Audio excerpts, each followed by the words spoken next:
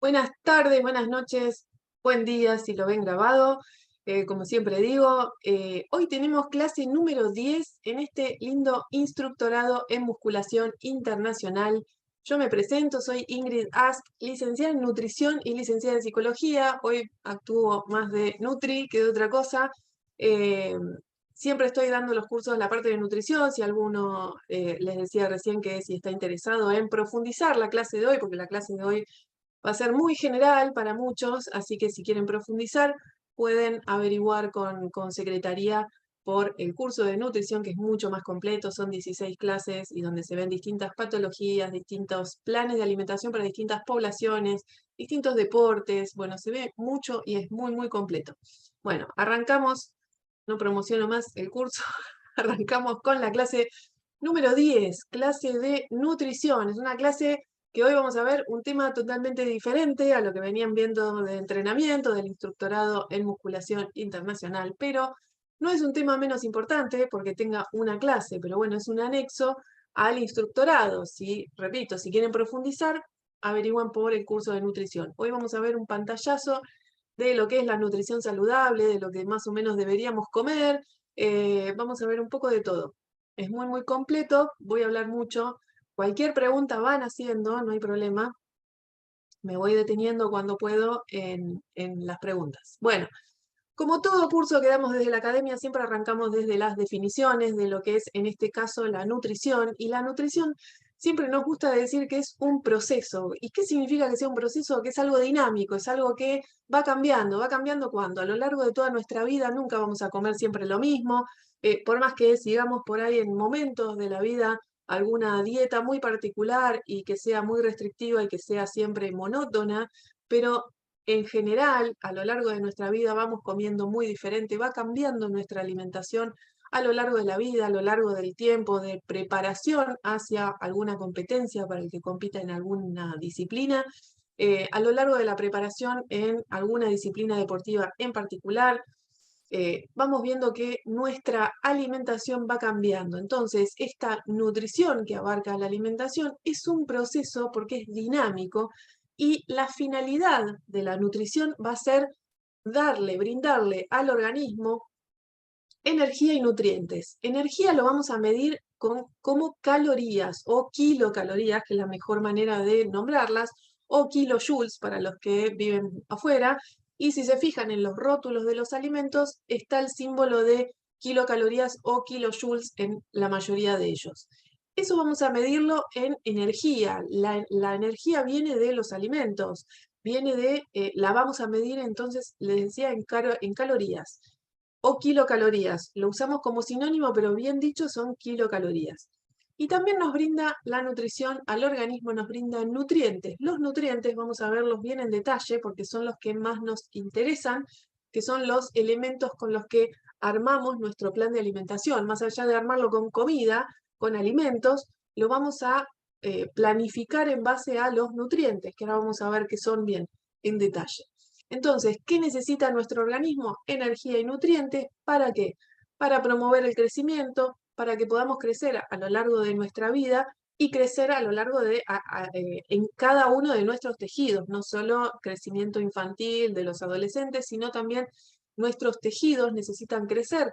Si uno quiere buscar hipertrofia muscular, va a estar promoviendo el crecimiento, pero también nuestros tejidos se van reemplazando, se van perdiendo células y se tienen que reponer permanentemente.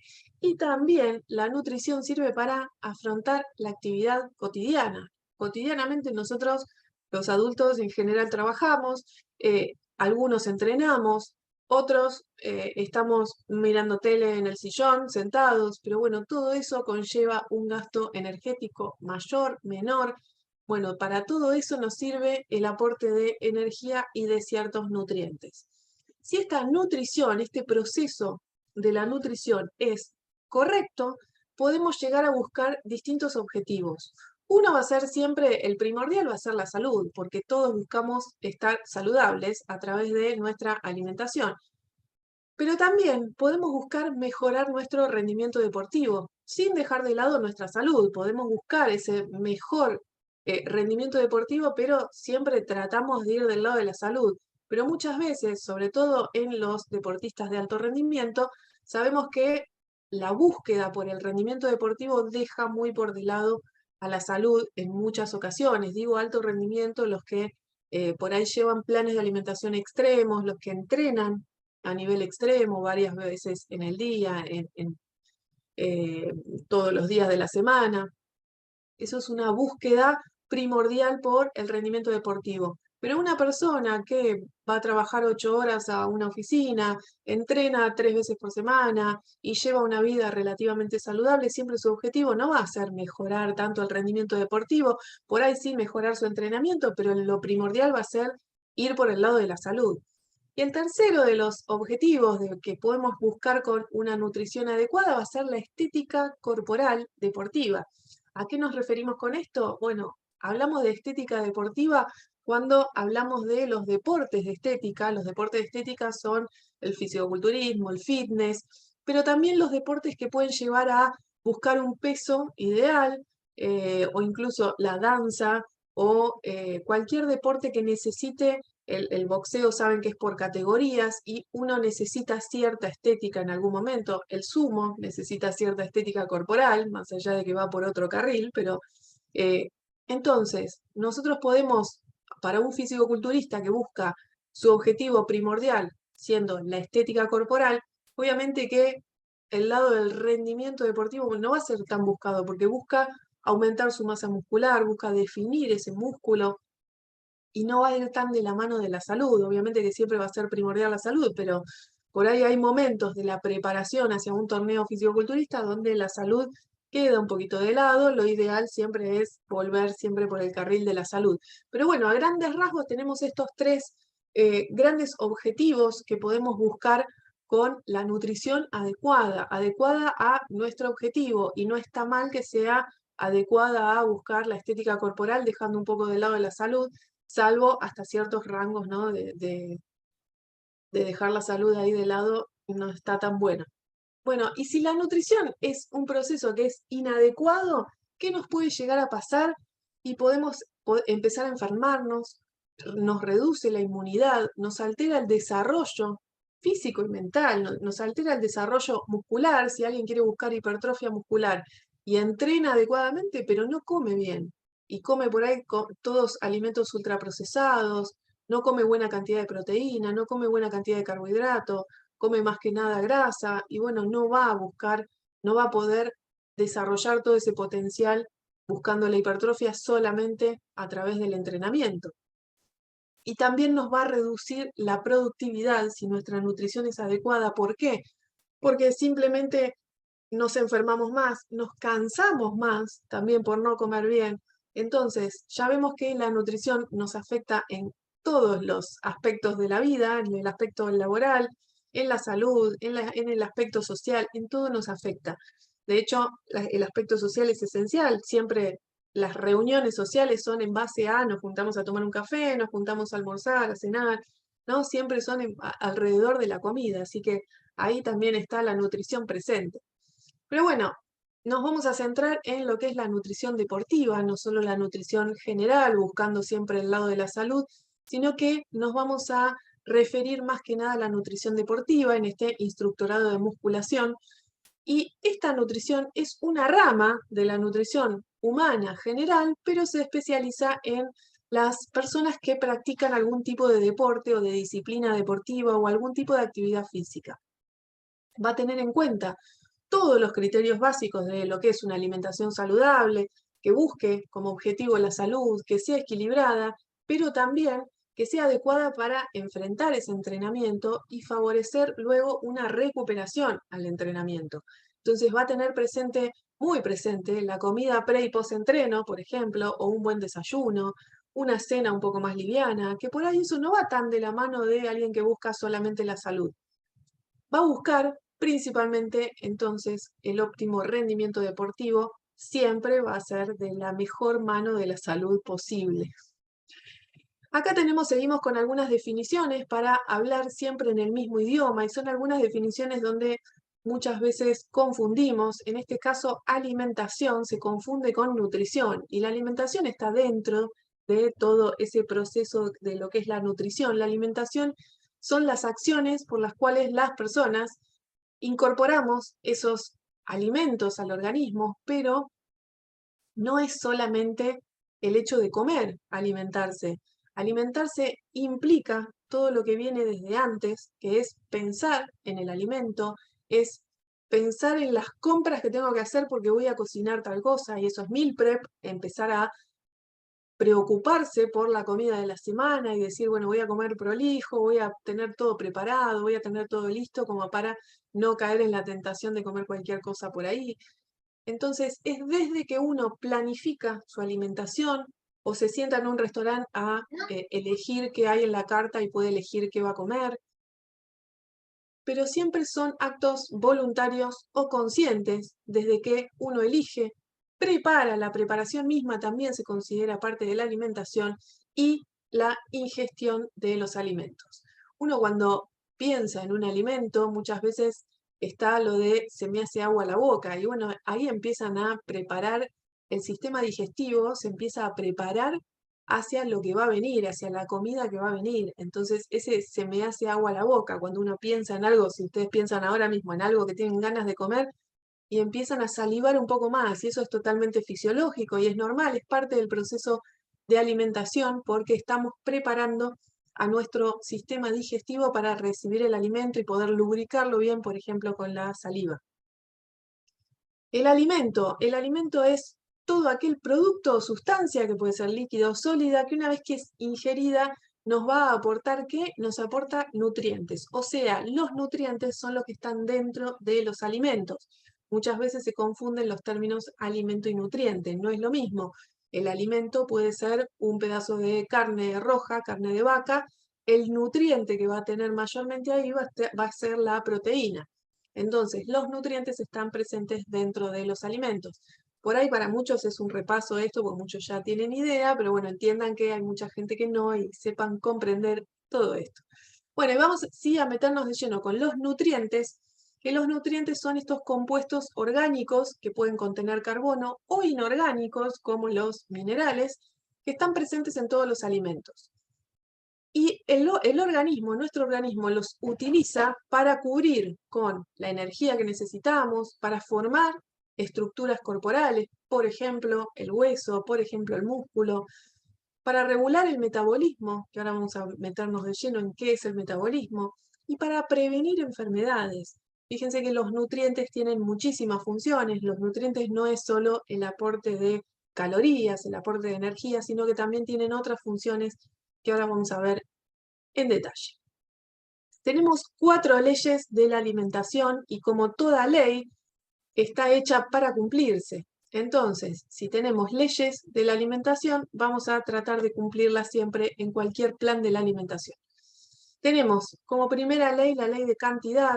El orden no significa que sea una más importante que la otra. Por ahí hay planes de alimentación donde priorizan una de las leyes por sobre otras, pero en general se tienen que cumplir las 4 leyes de la alimentación para que un plan sea acorde a la persona, adecuado, que sea saludable.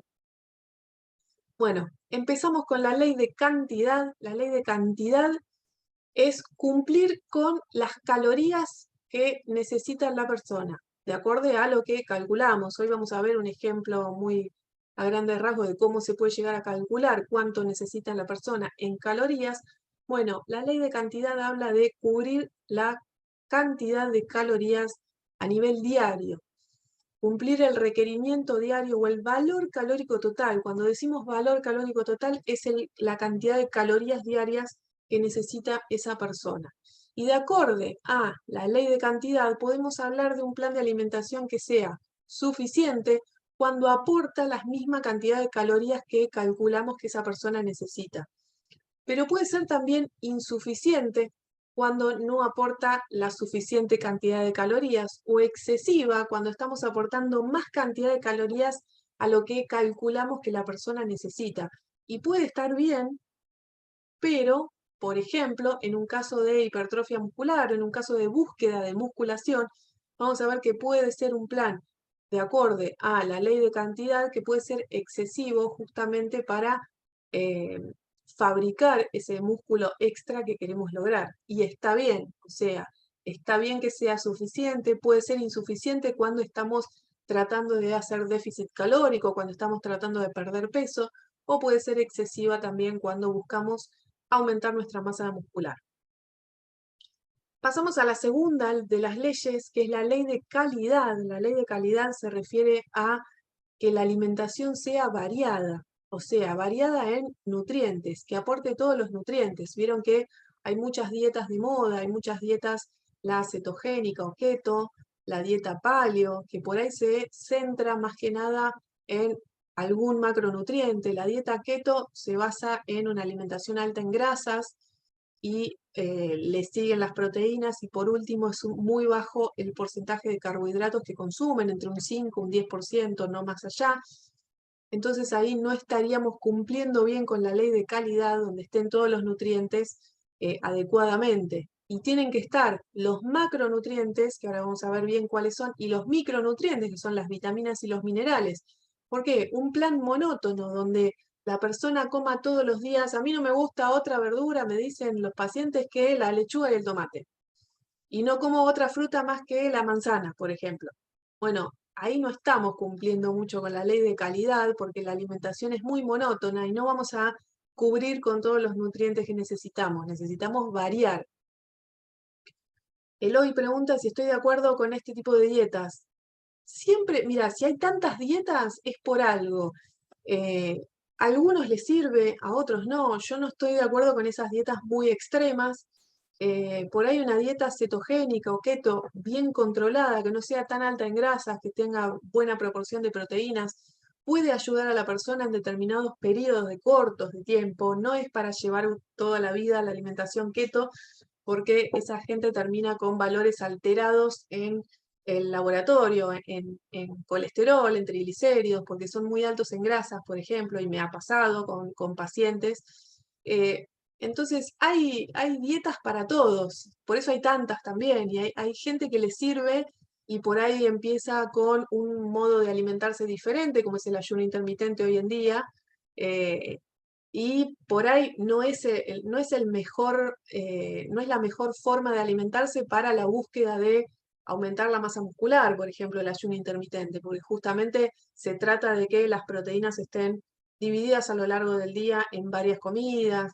Pero bueno, cada uno elige su plan de alimentación de acuerdo a lo que necesita, a lo que se ajusta a su vida. Rocío dice, ejemplos de alimentación pre y post entrenamiento. Allá vamos. Siempre, bueno, ahora cuando vemos los macronutrientes los vamos a ver. Si no lo digo, volveme a preguntar, Rocío, porque a veces me preguntan tanto antes que después me olvido de remarcar algunas cosas. Bueno, sigo entonces con las leyes de la alimentación. La ley de calidad, entonces, en una alimentación monótona no se estaría cumpliendo. La ley de armonía habla de la proporcionalidad entre los nutrientes. Por eso hablaba recién de una dieta keto, que es muy alta en grasas, un poco de proteínas y muy baja en carbohidratos. Ahí no estaríamos cumpliendo con la ley de armonía, porque no tenemos una buena proporción adecuada para la persona en cuanto a la distribución en la proporcionalidad de macronutrientes. Algún otro me discutirá, no, bueno, pero a mí me sirve para, bueno, sí, pero no estamos cumpliendo con esta ley, que es la ley de armonía. Y después tenemos la ley de adecuación, que la ley de adecuación, algunos dicen, es la cuarta ley, no es tan importante. Para mí es más importante que cualquier otra, porque es adecuar el plan de alimentación a la persona, de acuerdo a sus gustos, de acuerdo a sus hábitos, a sus horarios, la situación socioeconómica. No le podemos pedir que compre, no sé, salmón todos los días si es una persona que no tiene recursos. No lo va a hacer al plan de alimentación, va a hacer cualquier otra cosa. Entonces, de ser posible, hay que adecuar el plan a la persona. Entonces, ¿es importante esa ley? Claro que sí, es importante, porque es adecuar el plan de alimentación que estamos armando a todos sus gustos, sus horarios, sus hábitos, sus costumbres, su situación socioeconómica, todo, su todo. Leo preguntas. Nahuel, cuando consumimos un alimento del cual no nos gusta o se siente rechazo, el cuerpo lo asimila diferente. Si es que lo llegas a asimilar, porque a veces no lo llegas a incorporar definitivamente. A veces pasa que por una sensación de náusea no se digiere tan bien y nuestro tracto intestinal puede llegar a acelerarse, puede llegar a dificultar esa digestión. Sí, pasa mucho y eso ahí tiene que ver mucho el efecto psicológico de la alimentación. Eso va acompañando siempre mucho a la alimentación, uno por ahí lo deja más de lado, pero ojo con eso, conlleva muchas aristas la parte psicológica de la alimentación.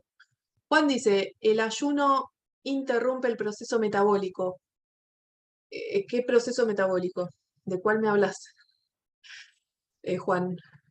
Porque interrumpe, o sea, a ver, hay procesos metabólicos que siguen funcionando y hay procesos metabólicos que son la parte digestiva que se frenan cuando vos no estás comiendo. Por eso pregunto si era algo más particular.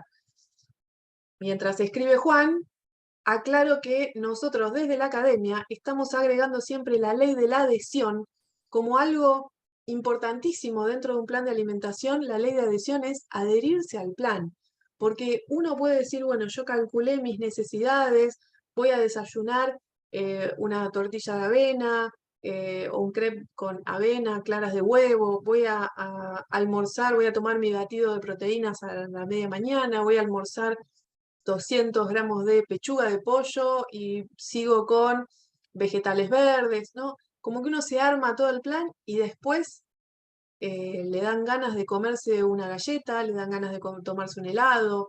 eh, Esas cosas pasan, somos seres humanos, no somos robots, entonces puede llegar a pasar que uno se toma el helado y después sigue siendo la rutina del plan y está bien, pero la ley de adhesión es básica para lograr cualquier objetivo, sobre todo deportivo.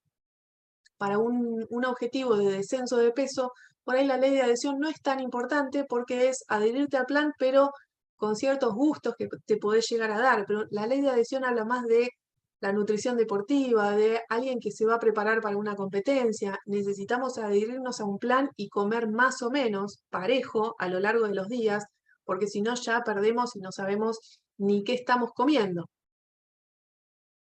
Si comemos todos los días diferente, si un día desayunamos una manzana porque nos levantamos y nos sentimos hinchados y bueno, hoy voy a desayunar solo una manzana, al día siguiente vamos a comer unas medialunas, unos croissants afuera, al otro día, y bueno, eso no es adherirte a ningún plan y eso no va a tener el mismo resultado a nivel deportivo. Juliana pregunta, ¿al llevar una dieta cetogénica y volver a consumir carbohidratos como la harina, ¿es normal tener malestares? Sí, súper normal. Yo cuando doy una dieta cetogénica, el carbohidrato se empieza a comer muy de a poco, primero en una comida y muy lentamente, porque causa mucho malestar intestinal, de inflamación sobre todo. Eloy, claro, si no la mantenés en el tiempo no sirve de mucho. Exacto, va por ahí. Sobre todo en el deporte estamos hablando, ¿no? Brian, buenas noches y acerca de dietas basadas solo en plantas también. Eso un poco con los gustos y así, claro, si una persona viene y dice yo soy vegano, no, pero tenés que comer carne porque es la mejor proteína, la más completa. Y no, esa persona no va a volver a mi consultorio a quedarme el plan porque no lo va a poder hacer.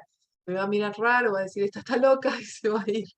Entonces, tal cual, hay que adecuarse a las costumbres de cada uno, a las elecciones. Hay costumbres religiosas también muchas veces.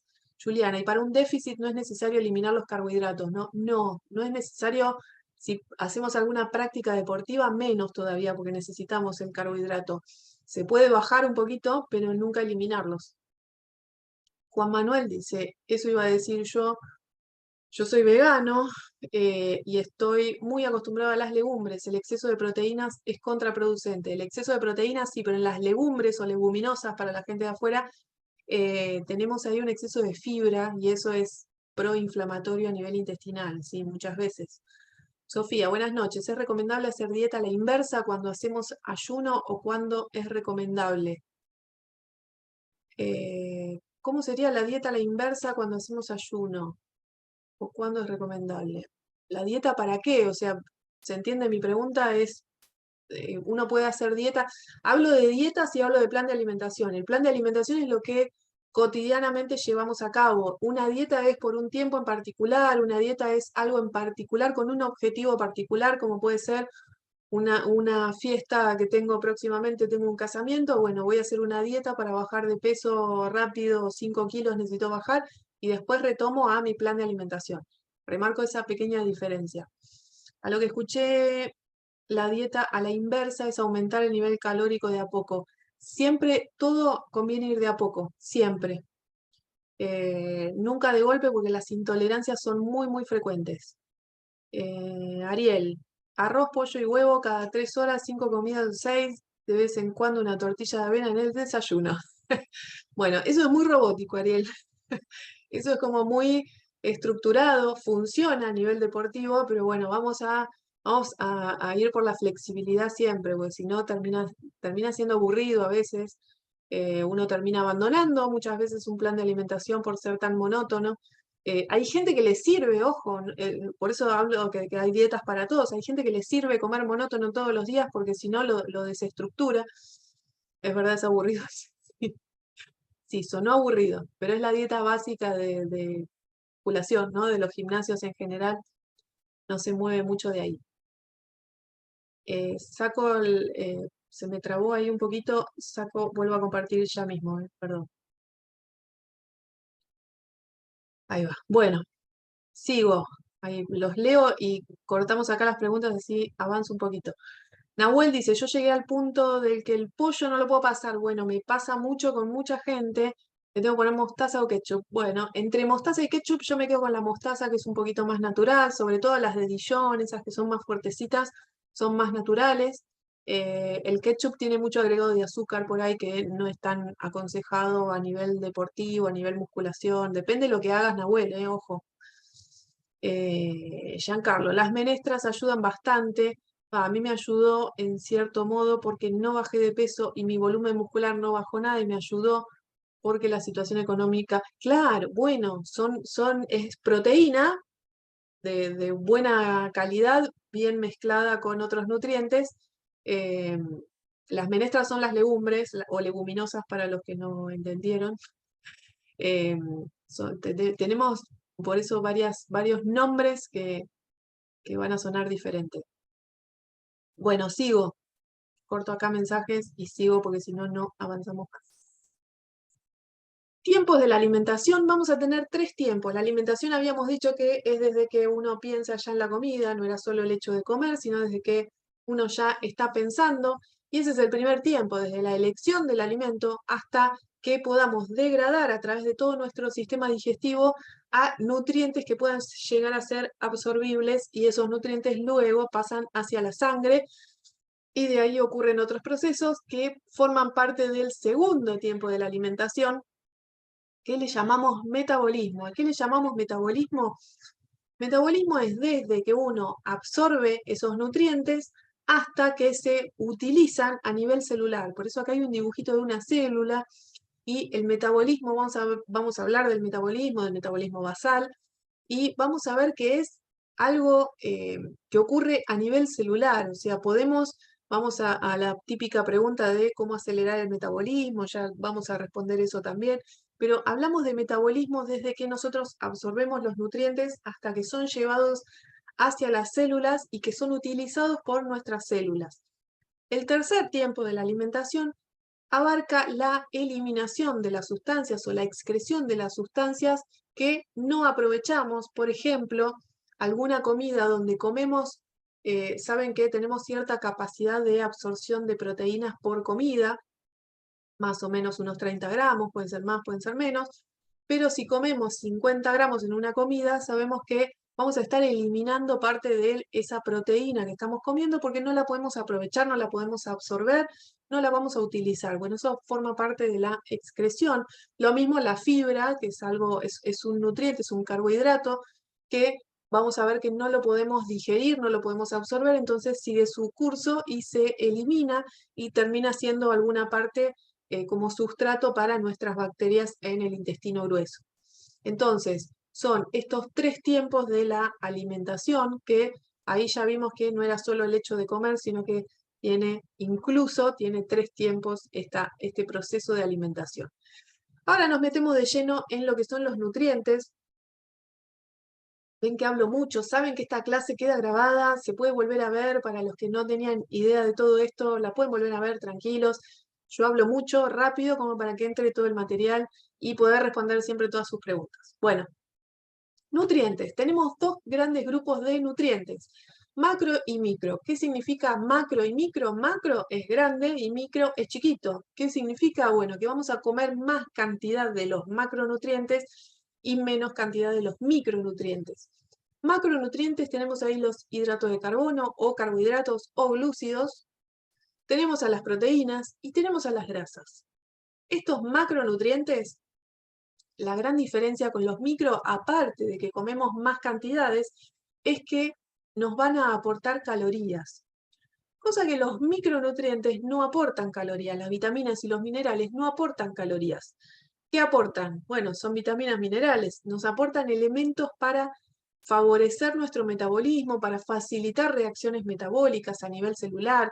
Vamos a ver que las vitaminas y los minerales son esenciales para la vida, pero van a estar actuando en muchísimas reacciones metabólicas a nivel celular. En cambio, los macronutrientes nos van a aportar calorías, aparte de otras funciones que también vamos a ver. Y acá vamos a desterrar un mito de esto de que tomate un complejo multivitamínico para engordar, para los que éramos delgados de jóvenes o de niños, siempre nos llevaron al médico y el médico antiguamente nos daba un complejo multivitamínico para que puedas engordar.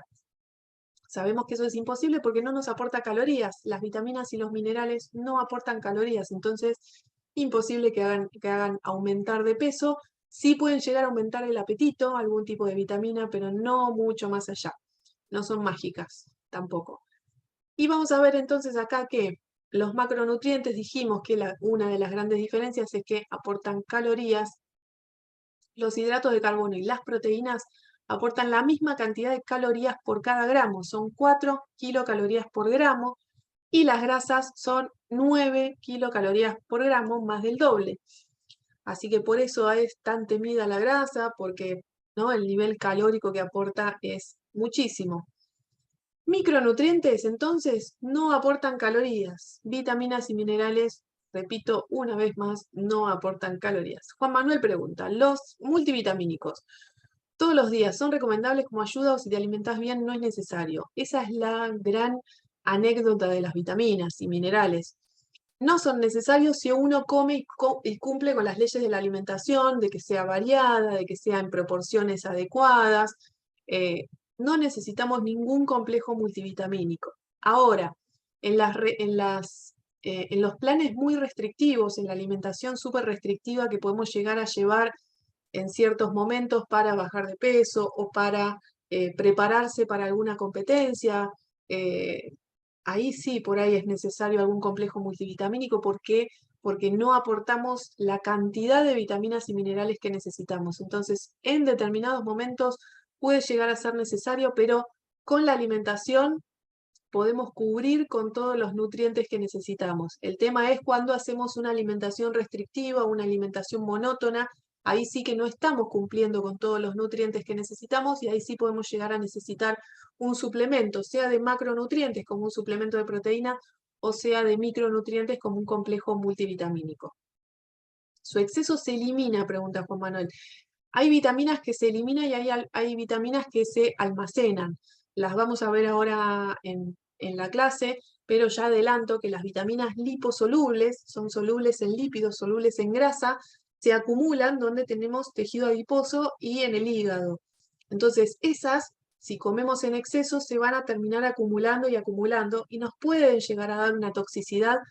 Es muy rara, yo nunca vi una toxicidad en vitaminas en el consultorio y trabajo hace más de 20 años, así que son raras, pero bueno, puede llegar a pasar si uno consume un complejo multivitamínico en grandes dosis y a lo largo de bastante tiempo. Y las hidrosolubles sí se eliminan, lo que comemos, lo que tomamos en exceso, como la vitamina C, que existen esos efervescentes que tienen mucha cantidad de vitamina C, siempre estamos eliminando por la orina el exceso. Ah, pensé que alguien iba a hablar. ¿No? ¿Sí? se arrepintieron. Bueno, tenemos grandes funciones, vamos a ver, después nos metemos en cada uno, grandes funciones de las proteínas y el crecimiento y reparar tejidos. Hay alguien que, ahí va. Perdón que muteo a alguien. Gabriel, si te puedes mutear, ahí va. No, yo no podía. Bueno, entonces les decía, las funciones principales de las proteínas va a ser el crecimiento y la reparación de tejidos. ¿Hay otra función de las proteínas? Claro que sí, son múltiples las funciones de las proteínas, pero básicamente es crecimiento y reparación de tejidos. Los hidratos de carbono y las grasas, la función principal de ambos va a ser el aporte de energía, el aporte de calorías, pero ambos tienen también otras funciones, muchas funciones. Por ejemplo, la fabricación de hormonas a partir de las grasas, las hormonas sexuales femeninas para nuestro ciclo menstrual se forman a partir de las grasas. Entonces es muy común que una mujer en el deporte deja de consumir grasas pensando en su alimentación que sea más saludable y termina siendo anulado por ahí el ciclo menstrual, pasa muy seguido en el deporte, a nivel deportivo pasa y bastante. Entonces, algo de grasas, vamos a ver que hay saludables y no tan saludables, algo de grasas de las saludables siempre es conveniente agregar en cualquier plan de alimentación, no solo de las mujeres, también hablo de los hombres. Vitaminas y minerales, entonces la función principal es la regulación de la función general de todo el organismo. Y tenemos el agua. El agua, vamos a ver al final de la clase, el agua es un macronutriente, es un micronutriente. Bueno, son las dos y no es ninguna de las dos, ¿no? Porque es un macronutriente porque consumimos grandes cantidades, pero es un micronutriente porque contiene elementos, contiene micronutrientes. Entonces, ¿cómo lo consideramos? Bueno, queda por fuera de la clasificación de macro de micro, queda ahí en el medio, está dentro de los nutrientes, se puede considerar fuera de los nutrientes, pero bueno, sabemos que es esencial para la vida y siempre que hablamos de agua, no de gaseosas, ni jugos, ni nada de ninguna otra cosa. De ser posible, ¿no? De la mejor opción. Bueno, clasificamos a los nutrientes de acorde a sus funciones. Dijimos, función energética tenían más que nada los hidratos de carbono, ¿no? Y las grasas, guarda con, se están desmuteando algunos, guarda con tocar el teléfono. Bueno, entonces, repito, función energética tenemos los carbohidratos y las grasas. Función plástica de crecimiento, tenemos a las proteínas, básicamente, tenemos otros también. Y función reguladora, regulan todas las funciones, estas son funciones enzimáticas, las enzimas son proteínas, pero regulan funciones metabólicas, entonces son las vitaminas y los minerales los encargados de regular todos los procesos metabólicos de nuestro organismo. Este cuadrito lindo se los dejo para que lo lean con tiempo, si no, no llego a nada. Bueno, vamos a hablar de metabolismo. ¿Se acuerdan que en los tiempos de la alimentación habíamos dicho que el primer tiempo era la alimentación propiamente dicho, el segundo era el metabolismo y el tercero era la excreción de los los elementos que no utilizamos? Entonces el segundo tiempo de la alimentación sería metabolismo. Y aquí nos hacemos referencia cuando decimos metabolismo, bueno, son todas las reacciones físico-químicas que ocurren dentro de las células, eran los procesos que les decía que ocurría a nivel celular. El metabolismo entonces es un conjunto de procesos de síntesis o formación que le vamos a llamar anabolismo y de destrucción que le vamos a llamar catabolismo, que ocurren en cada célula de nuestro organismo. Y cuando hablamos de anabolismo y de catabolismo, vamos a ver que son dos procesos antagónicos, significa que son opuestos, uno va para un lado, el otro para el otro, son opuestos, pero son ambos muy necesarios. Entonces, vemos acá que si formamos de una molécula grande a varias moléculas pequeñas, o sea, si tenemos una molécula grande y la cortamos en moléculas pequeñas, vamos a hacer un proceso de catabolismo, vamos a catabolizar esa molécula grande. Por ejemplo, cuando vamos a entrenar, nosotros ahorramos energía en forma de glucógeno en el músculo. El glucógeno no es más que glucosas, o sea, azúcar, glucosas, todas unidas una al lado de la otra. Cuando catabolizamos ese glucógeno, cortamos esas glucosas y esas glucosas se terminan transformando en ATP, que es la moneda energética a nivel celular. Y en base a eso podemos llegar a hacer el entrenamiento que decíamos. Entonces, catabolizamos el glucógeno para obtener ATP, que es la moneda energética a nivel celular. Y está bien que hagamos catabolismo para obtener energía para poder entrenar y contraer el músculo. El proceso contrario sería anabolismo, luego de entrenar, que nosotros reponemos nuestros nutrientes. Siempre vamos a incluir carbohidrato y proteína, respondiendo a las comidas pre y post-entreno. Siempre pre y post-entreno, carbohidrato y proteína no nos deberían faltar. ¿Por qué? Porque necesitamos el carbohidrato para ir con el glucógeno lleno a entrenar y tener más combustible para ese entrenamiento, y obviamente que las proteínas también siempre son necesarias a nivel muscular, y luego de entrenar también vamos a necesitar ese carbohidrato para lograr el anabolismo de ese glucógeno a nivel muscular, y vamos a necesitar proteínas también para reponer y reparar ese tejido que estuvo trabajando a nivel de un entrenamiento. Entonces siempre carbohidrato y proteína en ambos. ¿Hay un tiempo, pregunta Marco, determinado en el que debamos consumir la comida post-entreno? Sí, está la famosa ventana anabólica, que antes se decía que era media hora, que era una hora, ¿no? Había como mucha alteración en el tiempo. Neurosífilis, ¿sí? Sintomática, asintomática. Gabriel, no te puedo mutear. El control, ya lo hablamos, control de líquidos. Ahí va. Por favor, cuiden los micrófonos, si no tengo que inhabilitar a todos si no quiero. Yo quiero que se desmuteen si necesitan hacer alguna pregunta, que no hay problema. Bueno, entonces, ¿hay un tiempo? Sí, y es la ventana anabólica, que antes se decía que era más corta, hoy se sabe que son muchas horas y no es necesario estar saliendo o dejando la última mancuerna y ya estar tomando el batido proteico, sino que hay un tiempo hasta que podamos llegar a nuestra casa y elaborar alguna comida sencilla, no hay problema. Ariel dice, lo mejor sería una proteína en polvo que se absorbe rápidamente después de entrenar. Sí, exactamente. Sí. La proteína en polvo se absorbe más fácil y siempre depende de qué tipo de proteína. Bueno, sigo con lo que es metabolismo. Y acá tenemos lo mismo, las dos reacciones.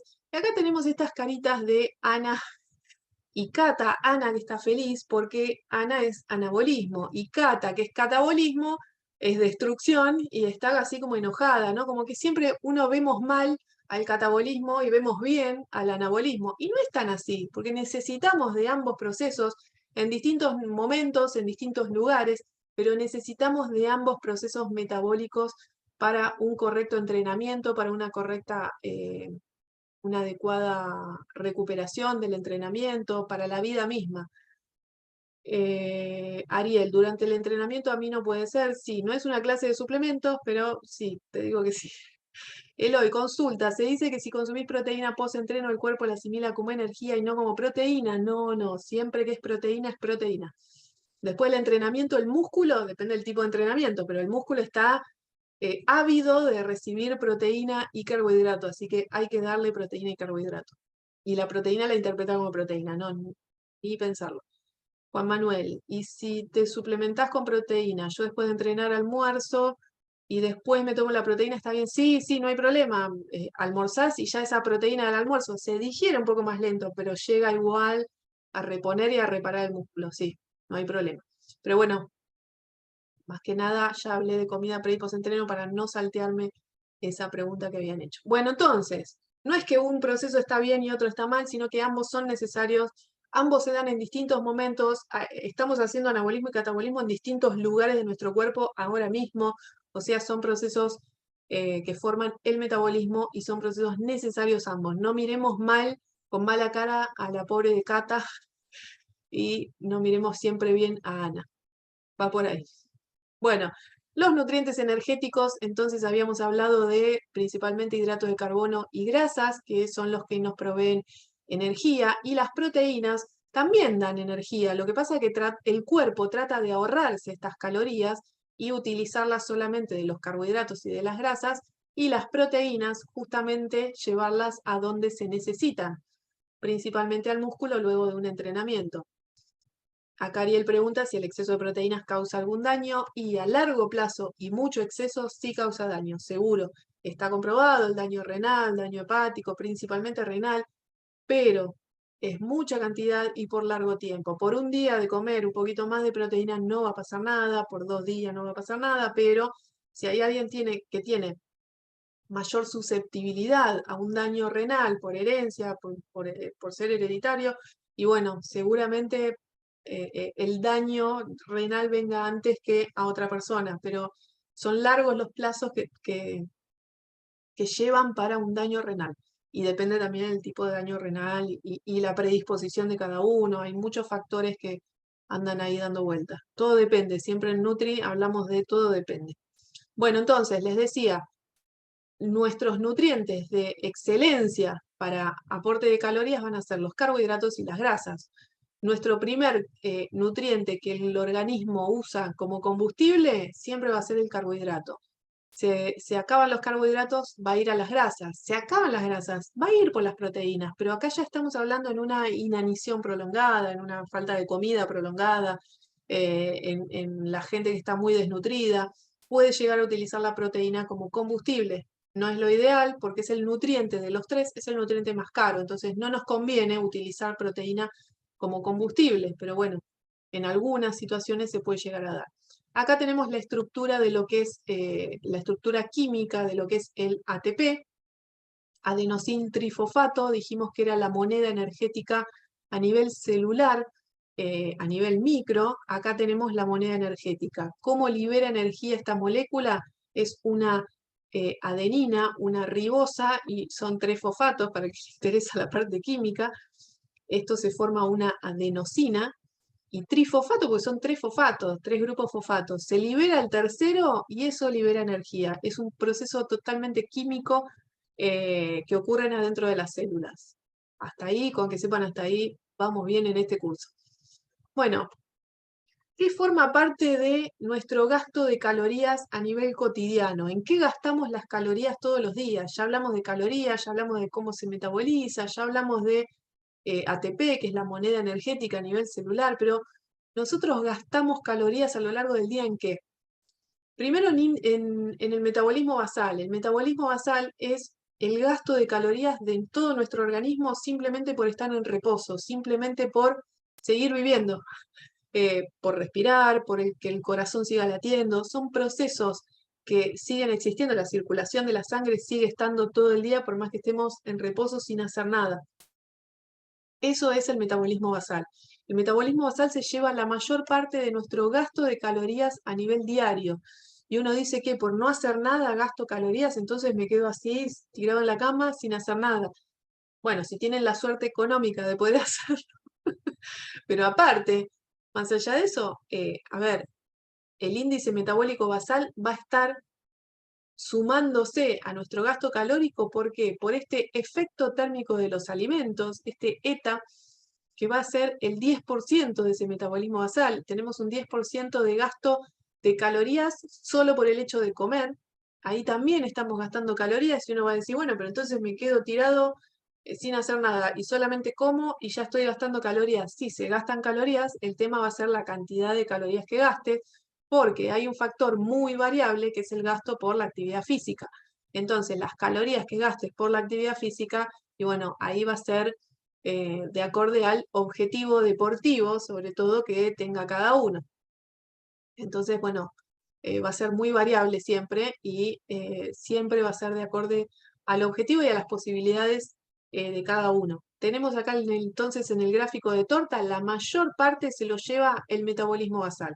Metabolismo basal más o menos entre un 60 y un 70% de las calorías que gastamos a nivel cotidiano se lo lleva entonces el metabolismo basal, que eran los gastos por simplemente no hacer nada y seguir viviendo.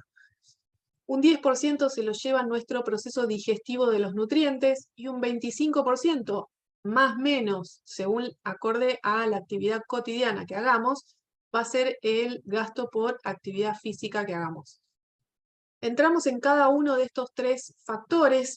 Metabolismo basal o índice metabólico basal es la energía que requiere entonces nuestro cuerpo cuando está en reposo.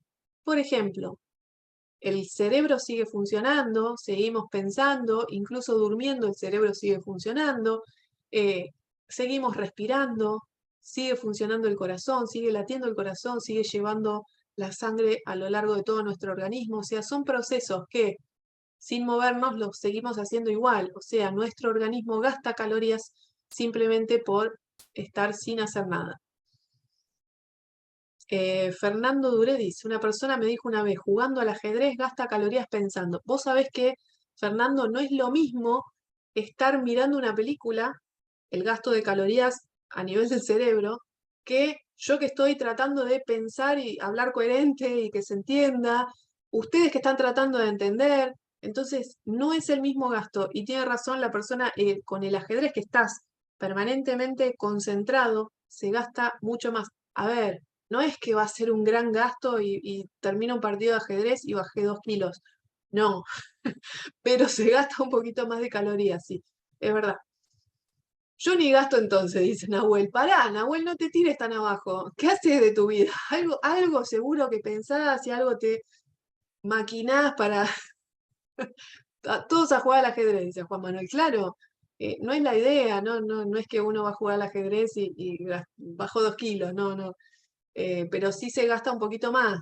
Un poquito más es un poquito más. No se mide en cuánto, porque van a preguntar cuánto y no, es muy variable.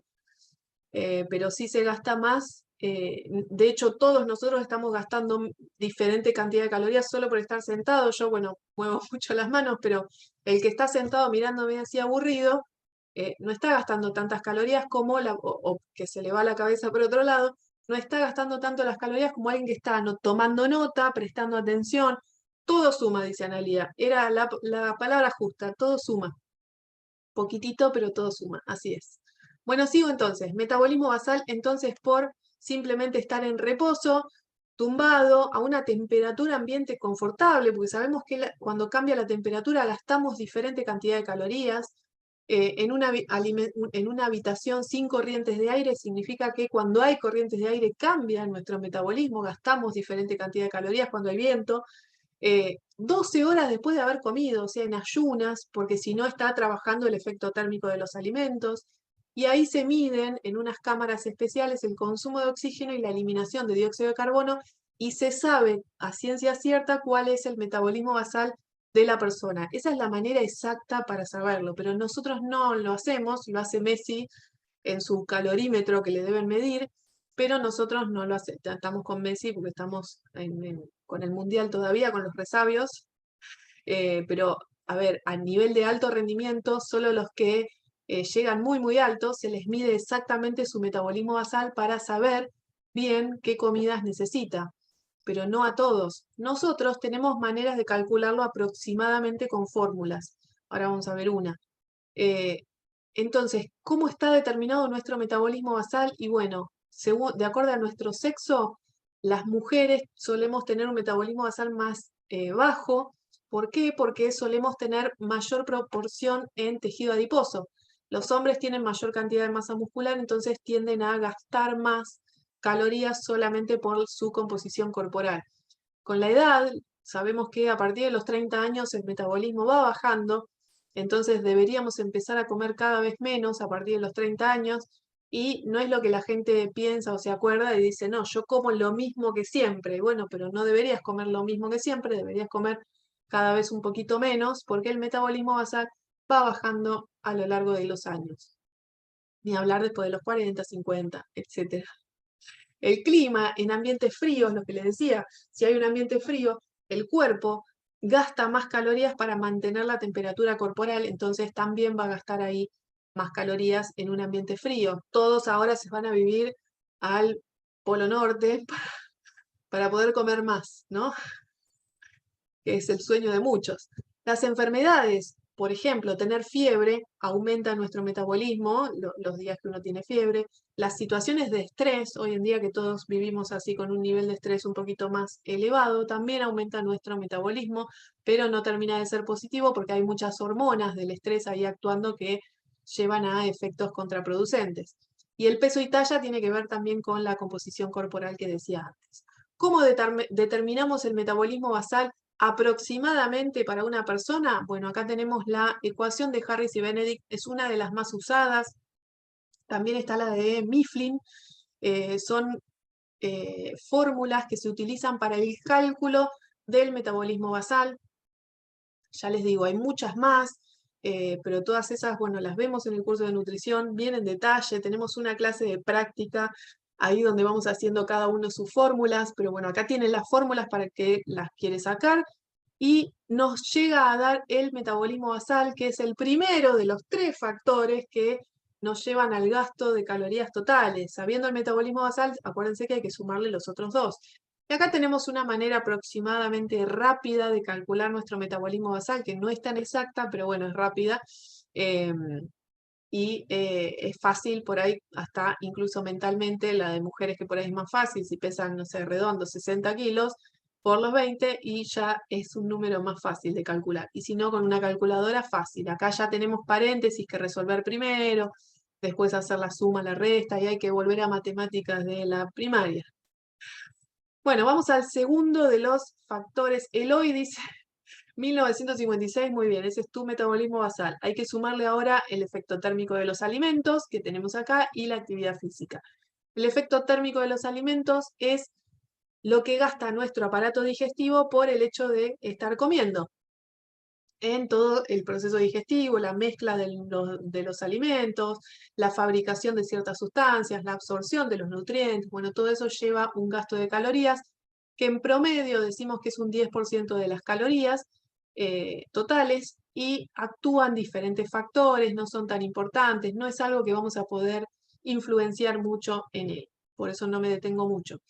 Y los gastos por actividad física decíamos que es el valor como más variable, y la actividad física no solo habla de la actividad física programada, el deporte que uno haga, sino que habla también de la actividad cotidiana, la actividad a nivel laboral. Por ejemplo, si una persona trabaja todo el día 8 horas, 10 horas frente a la computadora, no gasta lo mismo que una persona que es un profe de educación física o un profe, un instructor en musculación, donde están en movimiento permanente, no se gasta lo mismo. Y ese gasto de calorías también se suma. No es lo mismo cualquier trabajo. Entonces no vamos a sumar solamente la actividad física del entrenamiento de la persona, sino que vamos a sumar la actividad de todo el día. O alguien que trabaja en depósito tal cual, son con la faja de seguridad y todo, porque cargan bastante de peso y van y vienen y suben y bajan carga.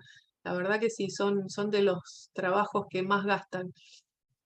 Juan Manuel dice, yo tengo doble entrenamiento por día solo por mi laburo. Mirá, bueno, es así, hay mucho desgaste a nivel laboral en muchos trabajos. Ojo que hay mucho trabajo sedentario también, que está todo el día frente a la computadora, y eso dificulta un descenso de peso, por ejemplo, si es el objetivo de la persona. Entonces, va a depender de la intensidad y duración del esfuerzo, porque no es lo mismo una persona que entrena para prepararse para un torneo de fisicoculturismo que una persona que entrena boxeo, o que una persona que va a una clase de pilates 2 veces por semana. Y lo mismo con la actividad cotidiana, no era lo mismo alguien que trabaja con depósito de mercadería o alguien que trabaja sedentario en la computadora. Entonces va a depender mucho de la intensidad y la duración de cada actividad. Va a ser diferente este gasto de actividad aprovechado por el sexo femenino que el masculino. ¿Por qué? Porque el hombre tiene mayor cantidad de masa muscular, genético, hormonal, y la mujer tiene menos, y el tejido muscular gasta más calorías que el tejido graso que predomina en las mujeres. Entonces, el hombre ya el gasto por actividad física va a ser un poquito mayor por la diferente composición corporal. El clima, lo mismo, el frío va a aumentar esa demanda energética, el peso, el exceso de grasa también dificulta o disminuye esa capacidad de obtener energía. Así que son múltiples los factores que actúan en este gasto de calorías a través de la actividad física. Y podemos simplificar nuestra actividad física como un trabajo ligero, como es el sedentario en una computadora, un trabajo mediano, que son los limpiar la casa, o un trabajo en fábrica donde la persona puede estar de rato sentado, alguna ejercitación bastante ligera, una caminata, y el trabajo pesado ya de los mineros, albañiles, leñadores. Bueno, ya no hay mucho de esto, pero bueno, en sectores sí. Pero bueno, se entiende que son deportistas de alto rendimiento, también incluiría el trabajo pesado. Esta tablita siempre es linda como anexo de gasto calórico cada media hora para ir uno pensando en cuánto gasta y uno, uy, yo pensaba que estaba gastando más y no era tan así, pero bueno, es para tirar abajo algunas ideas. Bueno, nosotros siempre podemos entonces, en el curso de Nutri lo vemos bien en detalle y aprendemos a calcular de cada uno. Acá estamos viendo un pantallazo de cómo calcular nuestras calorías. Giancarlo, yo voy al gimnasio en las mañanas, después de mi laburo, es algo sedentario porque ando sentado, después practico boxeo, día de por medio y los otros días hago danzas folclóricas. Me encantó, Giancarlo, muy bien. Impecable, todo eso suma, todo eso suma. Muy bueno. Bueno, acá pasamos a un tema que por ahí está medio que van a decir, pero esto no tiene nada que ver. Pero sí, ya que hablábamos de las fórmulas, de cómo calcular nuestro gasto de calorías, acá hay una fórmula que es el índice de masa corporal, que hay muchas páginas, hay muchos lugares donde se calcula online incluso, pero lo pueden calcular ustedes con la calculadora, dividiendo el peso corporal en kilos sobre la altura en metros, o sea, si una persona mide 1,70 m es 1,7 por 1,7, porque es al cuadrado, o sea, es altura por altura. Entonces, primero hacemos el altura por altura para que sea más fácil, ¿no? A nivel calculadora, y a eso le dividimos, arriba está el peso, le dividimos los kilos por ese valor que nos dio altura por altura. Eso nos da el índice de masa corporal. ¿Y qué significa el índice de masa corporal o BMI, de la sigla en inglés, Body Mass Index? ¿Qué significa esto? Bueno, es la relación del peso con la talla de la persona. Para que sea normal, tiene que estar entre 18,5, acá estaba, y 24,9. Menos de eso es una persona que es bajo peso, se considera según el índice de masa corporal. Por encima de 25 ya se considera sobrepeso, por encima de 30 se considera obesidad y va de 5 en 5 en los tipos de obesidad. El problema es que no es lo mismo para una persona que vuelvo al fisicoculturista porque es el ejemplo más clásico, no es lo mismo, por ahí pesa lo mismo que esta persona con obesidad mórbida y en realidad la composición corporal es totalmente diferente. Entonces, para un fisicoculturista, este índice de masa corporal no le serviría. Para alguien que tiene mucha masa muscular, sin llegar a ser fisicoculturista, tampoco le serviría. Para alguien que practique eh, algún deporte de fuerza, para una mujer embarazada, porque va subiendo su peso, pero ella después retoma, porque es una persona que está creciendo en su interior. Para los niños tampoco, porque tienen otra composición corporal y tienen otros índices. Para la persona de tercera edad tampoco serviría, o sea, tiene muchas salvedades. Entonces uno dice, bueno, ¿para qué sirve el índice de masa corporal que está en todos lados para ver si vos estás con alto peso, con bajo peso? Bueno, sirve simplemente para clasificar a una persona entre sobrepeso y obesidad, y si es obesidad, en qué grado la posee. Simplemente es eso.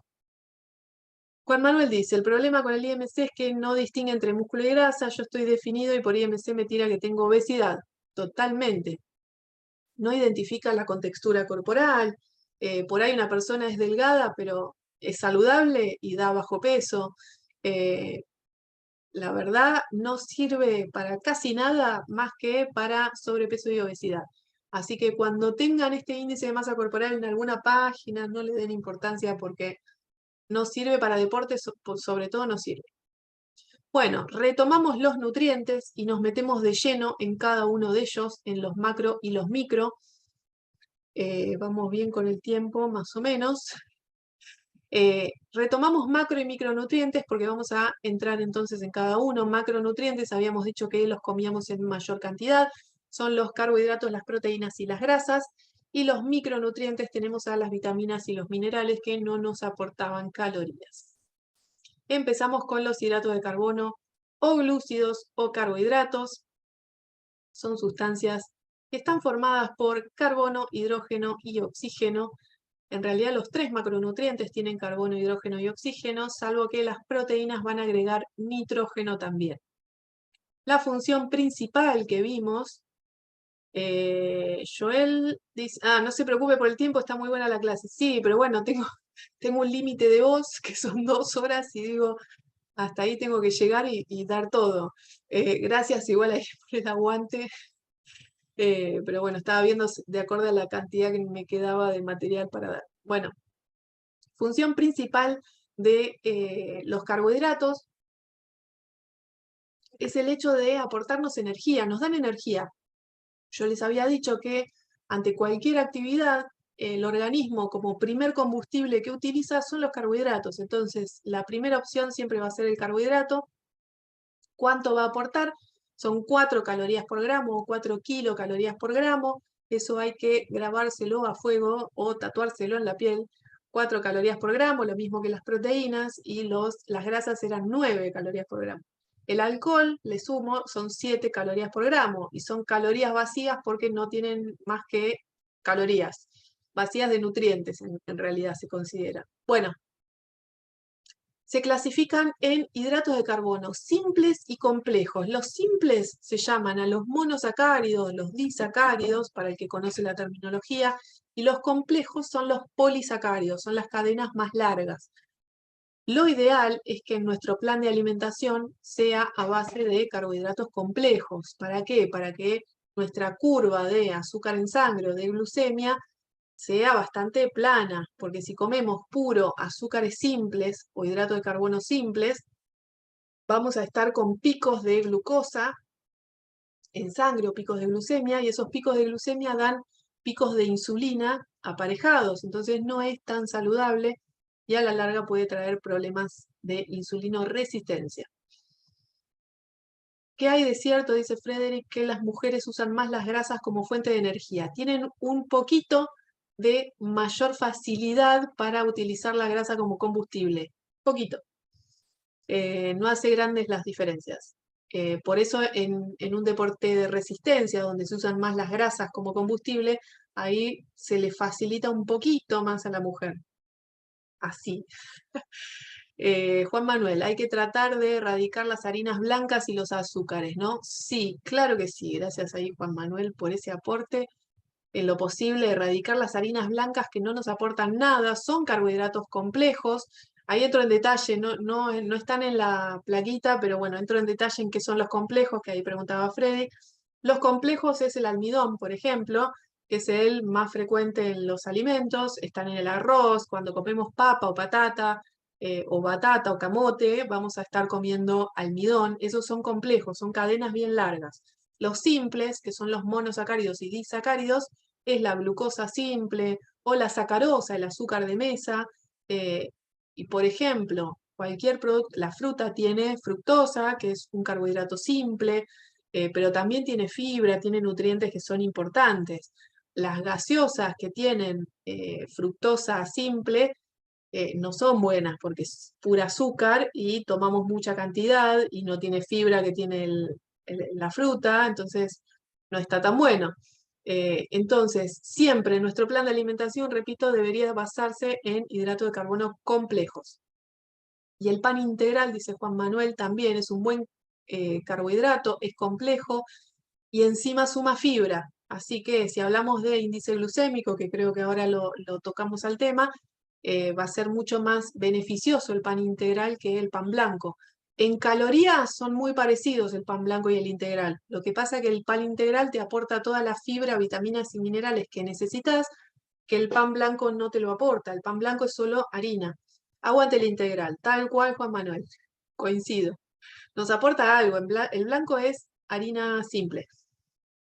Bueno, y cualquier exceso de hidrato de carbono tiene una vía metabólica que se termina transformando en tejido adiposo. Entonces, si comemos mucho carbohidrato y sobre todo los simples que se absorben muy rápido y nos hacen un pico de glucosa en sangre, el organismo dice, bueno, tengo mucho azúcar de repente, la tengo que sacar de circulación porque si no se va a empezar a pegotear por todos lados. ¿Y a dónde la va a mandar? Al tejido adiposo para guardarlo como tejido graso, como triglicérido. Entonces, todo azúcar simple que comamos de más se va a terminar transformando en grasa, de acuerdo a todo lo que comemos en el día también, ¿no? Bueno, hidratos de carbono entonces tenemos, bueno, acá tenemos los nombres de los simples, serían los monosacáridos y disacáridos. La glucosa, fructosa y galactosa no están tan frecuentes así sueltas en la naturaleza. La fructosa sí está en las frutas, pero las frutas lo que bueno que tienen es que nos aportan fibra. La galactosa forma parte del azúcar de la leche, pero está junto con la glucosa. Los disacáridos, vemos la sacarosa es el azúcar de mesa común, la lactosa es el azúcar de la leche y la maltosa es producto del rompimiento del almidón, porque son dos glucosas unidas. Y de los polisacáridos tenemos el almidón, que es el más frecuente en los alimentos, tenemos la fibra, que es un polisacárido también, que es muy necesario, y tenemos el glucógeno. El glucógeno nosotros no lo comemos, el glucógeno es nuestra manera de acumular esa glucosa que estamos comiendo, que la rompimos del almidón para absorberla, bueno, la guardamos como glucógeno. Entonces, todos nuestros tejidos en general, pero especialmente el cerebro, utilizan carbohidratos como fuente de energía primordial siempre. Ahí tenemos carbohidratos simples y complejos, algunos ejemplos, pero bueno, más o menos lo fui diciendo.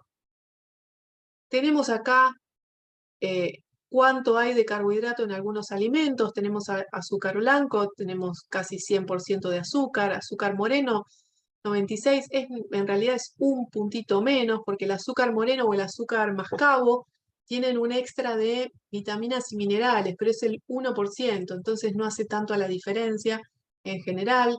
Tenemos los copos o todos los cereales, que más o menos tienen un 80% de carbohidratos.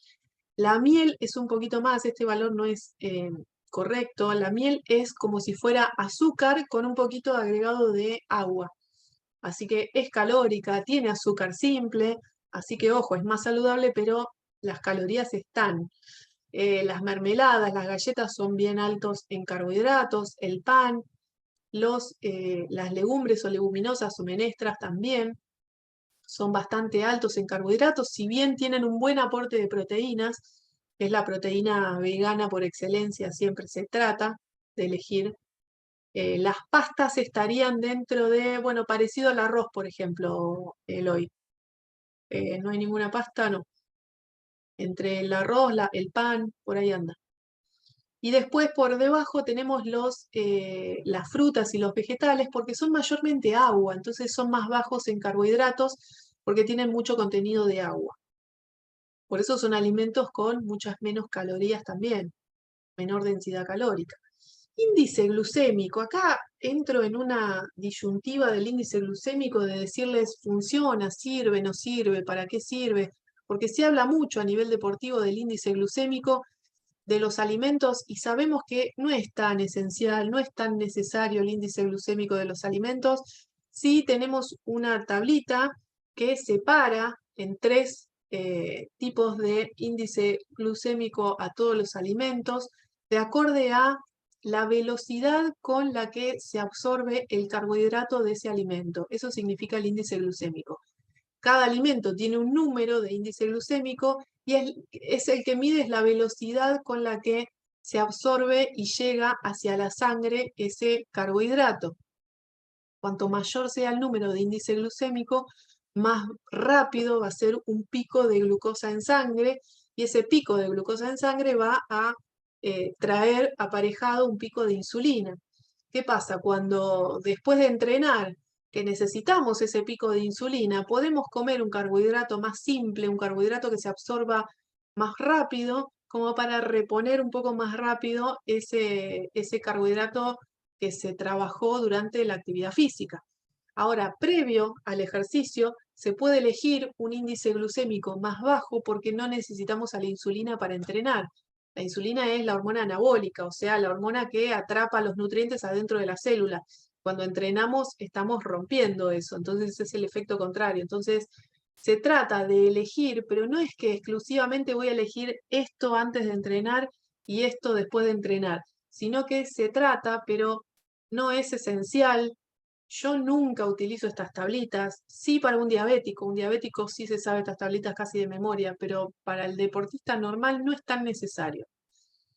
El ayuno tiene algo que ver con la glucosa, claro. Cuando vos ayunás, no estás metiendo glucosa a tu organismo, no es, la glucemia, que es el valor de azúcar en sangre, de glucosa en sangre, está baja porque no estás comiendo. ¿Qué opina del consumo de vinagre de manzana para una mejor absorción? Fernando, ya mi cara te dijo todo, ¿no? Siempre van a surgir nuevos mitos alrededor de algo. Ahora es el vinagre de manzana. eh, Escuché cada milagro del vinagre de manzana. No sé para qué. Bueno, ahí dice para una mejor absorción. No sé si alguien escuchó que sirve para algo más. Tomar vinagre de manzana y también en ayuna. Es un horror. ¿Alguien lo probó? Es muy ácido, es cambiar, es alterar el pH y eso a la larga produce alguna alteración en el pH del estómago y no está bueno. Para lavar el baño, claro. Ese es el vinagre de vino, el transparente, con bicarbonato. Nos fuimos de tema, me encantó. Juan Manuel Gallego dice, me dijo un fisicoculturista que comía chocolate amargo antes de subir al escenario o de entrenar. Bueno, el chocolate amargo puede llegar a tener un tipo de aminoácido que te puede ayudar, ¿no? Para el triptofano, para la serotonina, ponele por ahí, porque el chocolate amargo no tiene tanta azúcar, entonces no va más de la mano del azúcar tanto, ojo. Y eso también es para que no te falte y que no estés con los temblores de un torneo. Gonzalo, buenas noches. Tengo un par de amigos strongman o powerlifter que comen azúcares simples, gomitas durante el entrenamiento muy pesado para recuperar energía. ¿Eso sirve? Sí, pero hay mejores fuentes de azúcar como para reponer, porque las gomitas te hacen un pico de glucosa, el organismo trata de guardarlo, lo guardás un poco en el músculo, pero no llegás a meter todo en el músculo, lo podés mandar parte a tejido adiposo y no está bueno. Depende cuántas gomitas coman, ojo. También hablaban del jugo de limón exprimido para... Jugo de limón en ayunas para adelgazar, para disolver la grasa, se hablaba, ¿vieron? No, no, disuelve la grasa de una sartén, de una cacerola, pero no de nuestro organismo, imposible. La grasa se quema metabólicamente, nunca por un limón que comamos. Eh, Había un meme que decía, yo lo subí a mis redes, que decía, el jugo de limón te adelgaza solamente si el limonero lo tenés a 30 kilómetros, ¿no? Una cosa así.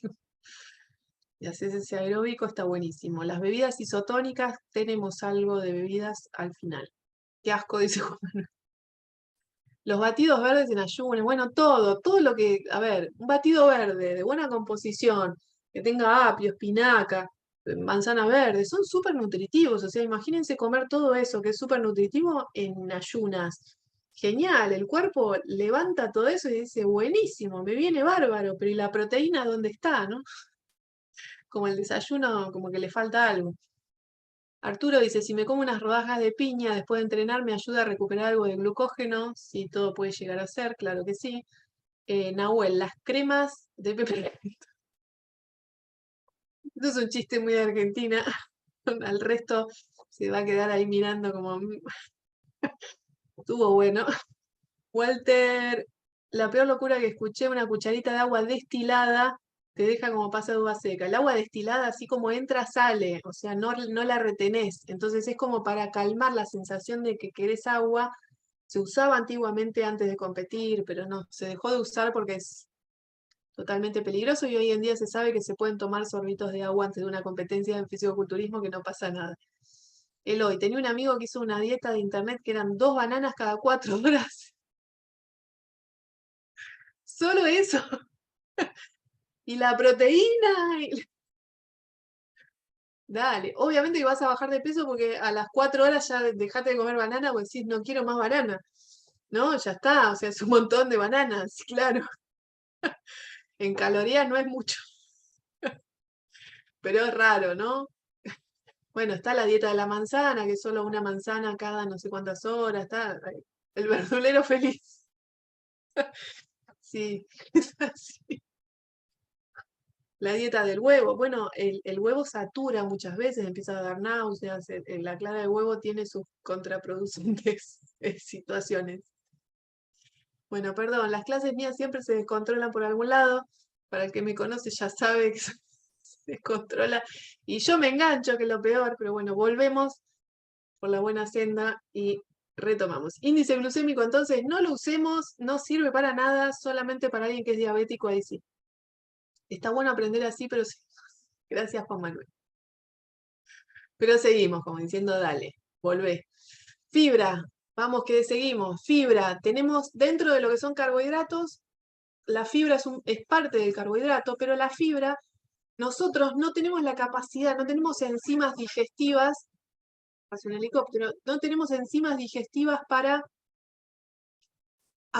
digerir y para absorber la fibra. Entonces, la fibra que comamos, que ahí tenemos varios dibujos de fibra, ahora vamos a ver qué tipos de fibra hay. La fibra que comamos, así como la comemos, casi toda se elimina, alguna parte tal cual, y hay otra parte que sirve de alimento para las bacterias. Entonces las bacterias las pueden llegar a utilizar, o sea que no la eliminamos tal cual. Gracias, Frederick, hay excelente clase que apoya. Genial. Siempre a uno le levanta la autoestima estas cosas. Bueno, vuelvo a la fibra. La fibra tenemos dos grandes grupos. Tenemos fibra soluble y fibra insoluble. Soluble e insoluble en agua. Entonces, la fibra soluble más que nada va a estar en las pulpas de las frutas, en la avena. Vamos a ver que si agarramos una naranja, la fibra insoluble va a estar en todas las cáscaras. Entonces, toda la parte blanca que podemos llegar a comer, obviamente que la cáscara de la naranja nadie la come.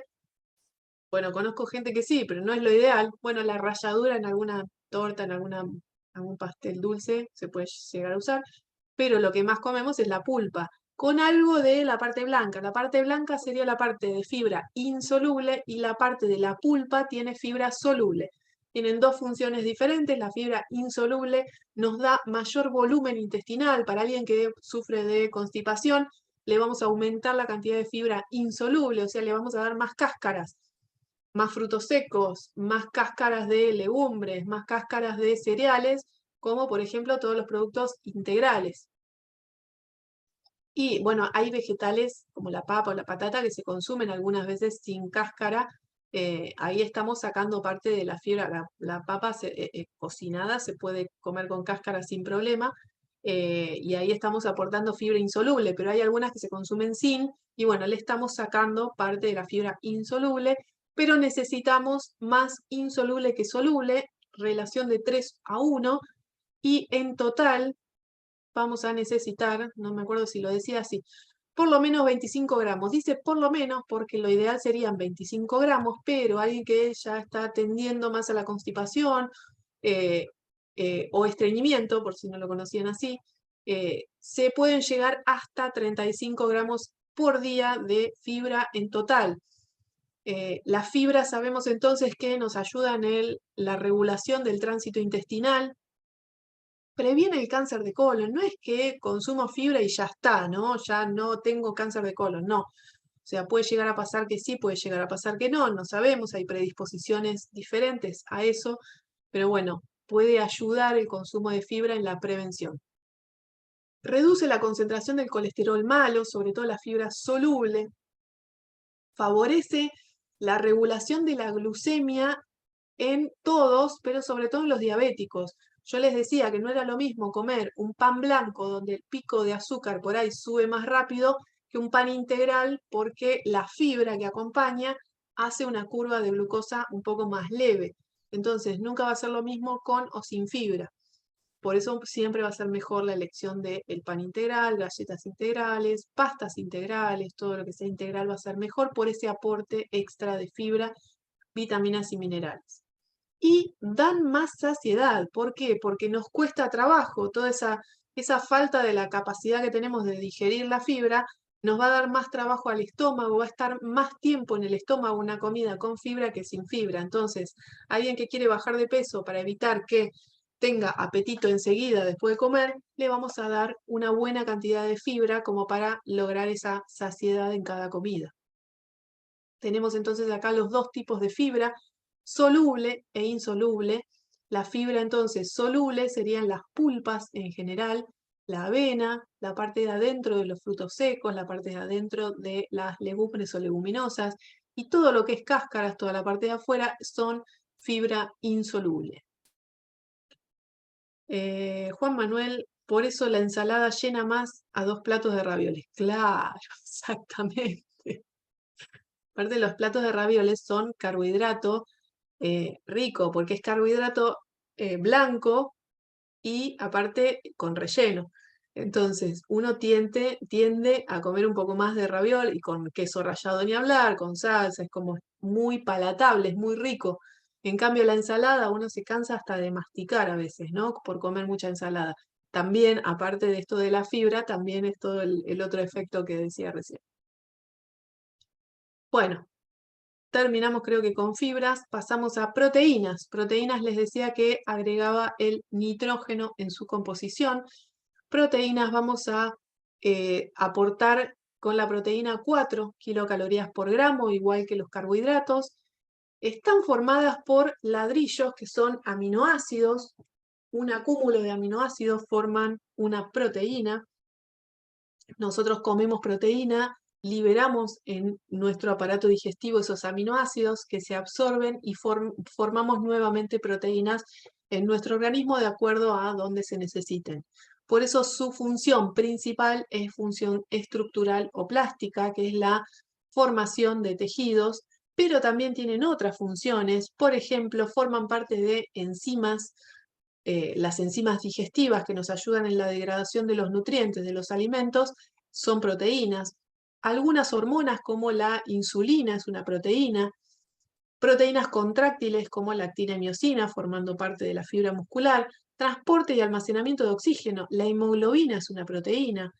Las inmunoglobulinas que dicen ahí son los anticuerpos, que son también proteínas. Entonces ya vemos que las proteínas no es que uno come proteína y va al músculo y ya está, sino que la proteína está a lo largo de todo nuestro organismo también, haciendo cada una su función. Y donde se necesiten es que se van a llevar esos aminoácidos. Esto es algo muy de Jorge, dale a tu cuerpo alegría proteína, recordando la canción de Macarena. ¿Por qué? Porque le encanta esto de las fuentes de proteína y qué tipo de proteína hay. Hay proteínas animales, como todo tipo de carne, de vaca, de pescados, son diferentes en composición. La carne de pescado tiene grasas buenas, la carne de vaca tiene grasas saturadas que no son tan buenas, ahora nos metemos en las grasas. Tenemos proteínas vegetales que le falta, hay que complementar las proteínas vegetales como para lograr una buena composición en aminoácidos, porque la proteína animal tiene todos los aminoácidos necesarios para nuestro organismo, pero la proteína vegetal no, entonces hay que complementarlo siempre. Tenemos distintas fuentes de proteína, el huevo también es muy utilizado en el ambiente de musculación, el atún también es muy usado, el tofu a nivel de los vegetarianos y veganos también hay que saber condimentarlo porque le falta como ahí un toque de gusto. El seitán y el tempeh también son proteínas veganas de muy buena composición. Juan dice, ¿no tiene nada de malo comer y quedarse con hambre y volver a comer algo a las 2 o 3 horas? No, lo ideal es comer cada 2, 3 horas, está perfecto. La soja texturizada, muy bien ahí Juan Manuel. La soja texturizada es una buena fuente de proteína, se usa a nivel vegano también, no está acá, no. Es una buena proteína que se usa también entre veganos y se logran, yo comí hasta empanadas de texturizado de soja. Muy bueno, queda muy parecido, de acuerdo a los condimentos que uno utilice, siempre la proteína vegetal va. Con eso hago fideos con boloñesa. Mirá que bien, Juan Manuel. ¿Sos vegetariano, vegano? Ahí va el oilo de complementar la proteína, vegano. Mirá que bien, muy bien. Eh, el vegano, yo digo, se la rebusca muy bien en la cocina, porque a los que comen carne es fácil, es un pedacito de carne, pollo, pescado y ya se come la proteína completa. Al vegano hay que complementar, ahora vemos la complementación proteica. Pastel de papa, mirá, Milena, me encantó. El pastel de papa ese no lo probé. Debe quedar rico. Juan Manuel, pongo media dietética en la saladera, claro. Bueno, hay que rebuscársela. La verdad que hay que rebuscársela. El vegano se la rebusca, pero muy bien, todos cocinan y muy bien. En general, los que por lo menos conozco se dan mucha maña en la cocina. Y acá hablo de proteína completa o incompleta. No se me enojen los veganos, pero esto es así. La proteína completa es la proteína animal, pero alguien que es vegano puede llegar a comer proteína completa, pero haciendo complementación proteica, que ahora lo vemos bien en detalle, y hay que complementar 2 fuentes de proteína a lo largo del día. No hace falta de que sea en la misma comida, sino que a lo largo del día lo hacemos bien. Oh, bueno, Giancarlo, yo tengo una dieta para mi desayuno que sería para antes de ir al gimnasio, es variado, entre carnes rojas, tilapias, un pescado, pollo y variando con palta o aguacate. Traduzco para los de afuera para que entiendan todo. Trato de que se entienda. Algo de verduras o aceitunas o piña. Obviamente lo tengo ya todo dividido por días. Por ejemplo, y ahí manda el plan muy bueno. Lunes, 150 de carne, 150 de palta, es bastante. Ujú. Verduras 15, ok. 120 de tilapia, 150 de piña, 200 de verduras, ok. Verduras imagino que son 150 y no 15, ¿no? Porque es muy poquito 15. En Argentina es difícil comer a diario la palta, dice Eloy. Palta o aguacate es muy complicado. Por épocas más todavía. Obviamente así los otros días, así los demás comidas son casi parecidas, pero distribuidas en 5 comidas al día y siempre acompañado con algo de proteína whey. Bueno, mientras no te pases en proteína y no estés comiendo proteína además, está muy bien. En Argentina, qué triste esto, en Argentina es difícil comer de por sí. Bueno, hay muchos países acá en Sudamérica que están complicados, Venezuela es uno también que me han contado. He atendido gente de Venezuela que me cuenta cada cosa que también es complicado. Así que bueno, nos quejamos, es verdad, lo de valores biológicos, pero prevenimos los problemas de la carne. Sí, tal cual. Ahí vamos, Juan Manuel, no te me enojes, no te me enojes. Espérame, que se me trabó. En Argentina es difícil. Ahí va. A ver, no terminé el tema de proteínas. La proteína puede ser completa o incompleta. Completa siempre va a ser la de origen animal, sea de huevo, sea de cualquier tipo de carne. Y la de lácteos y leche. La proteína incompleta son las de los cereales, las legumbres, los vegetales y los frutos secos. Toda la proteína vegetal en general va a ser incompleta. Incompleta es porque le faltan algunos aminoácidos. Pero si complementamos, y acá me adelanto, complementamos un cereal con una legumbre a lo largo del día, un arroz con unas lentejas a lo largo del día, vamos a llegar a tener proteína completa. Y lo que decíamos recién es que tienen la dieta vegana los beneficios de que se ahorran toda la grasa saturada que tiene la carne de origen animal. Entonces, ahí tiene sus pros el plan de alimentación vegano por este tema de que se ahorran en algunos nutrientes que no serían tan buenos. Go vegan. Tienen sus pros y sus contras como todos, tratemos de no pelearnos. Bueno, si comparamos la proteína animal con la vegetal, y acá lo iba a decir, yo me adelanté porque me sentí exigida por el comentario de recién, y era que la proteína animal se absorbe mucho más que la proteína vegetal, ojo con eso, tiene mayor digestibilidad, se digiere mucho más la proteína animal que la vegetal por el aporte de fibra, se digiere menos, se considera de alto valor biológico, o sea, se retiene mucho más los aminoácidos que la proteína vegetal, que tiene aminoácidos limitantes, o sea que no tiene todos los aminoácidos esenciales, pero en general tienen grasa saturada y colesterol que la proteína vegetal no la tiene, e incluso la proteína vegetal tiene sus beneficios como el aporte de fibra, de antioxidantes, de minerales, etc. Entonces, cada uno se ubica en algún lugar del cuadrito de acorde a sus intereses y de acorde a lo que ve como bueno o malo y a lo que pueda vivir con ello también. Bueno, acá tienen un concepto que es valor biológico, que es el nitrógeno que podemos llegar a retener para utilizarse fehacientemente, porque una cosa es la proteína que comemos. De esa que comemos podemos llegar a eliminar una parte, y en eso interfiere la digestibilidad de esa proteína.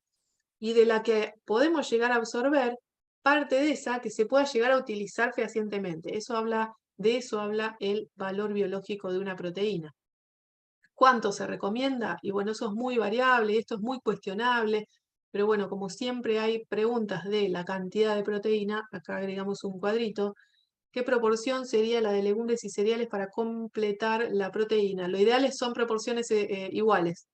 Con eso te aseguras, hay una leve diferencia a favor de uno o de otro, pero no lleves a cabo eso, más o menos mitad y mitad y estamos.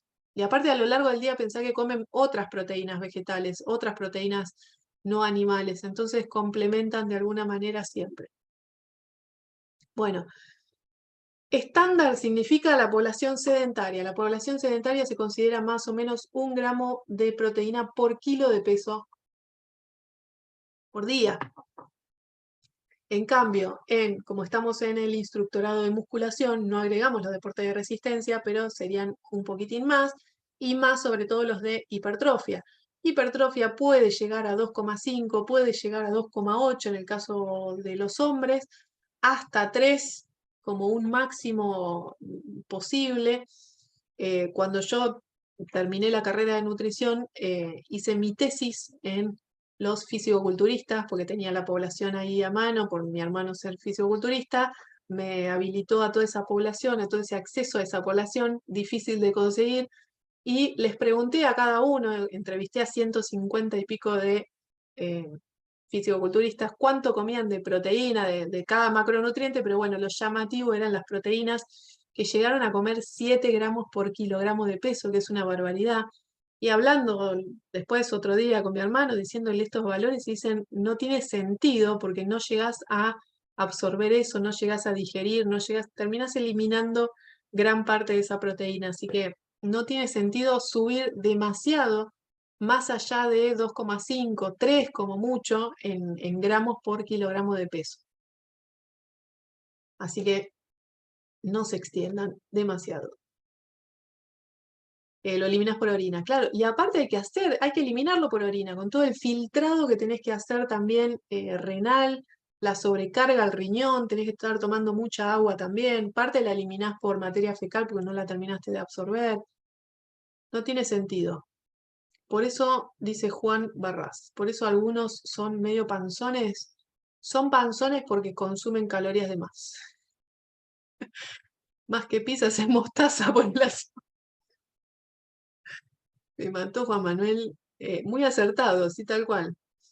Es trabajo innecesario para el cuerpo tal cual, se ve resentido todo, sobre todo el riñón, sí, no tiene sentido. Y estamos tirando al macronutriente más caro, porque hay que comer, hay que comprar. Hay que comprar salmón hoy en día, en Argentina no lloremos, hay que comprar, los huevos están ahí más o menos, la carne ni hablar, el cerdo había bajado en algún momento, ¿no? Era más accesible, hoy en día está bastante parejo. Bueno, conejo, otras carnes también hay. Acá es más o menos para que vayan teniendo idea de cuántos gramos.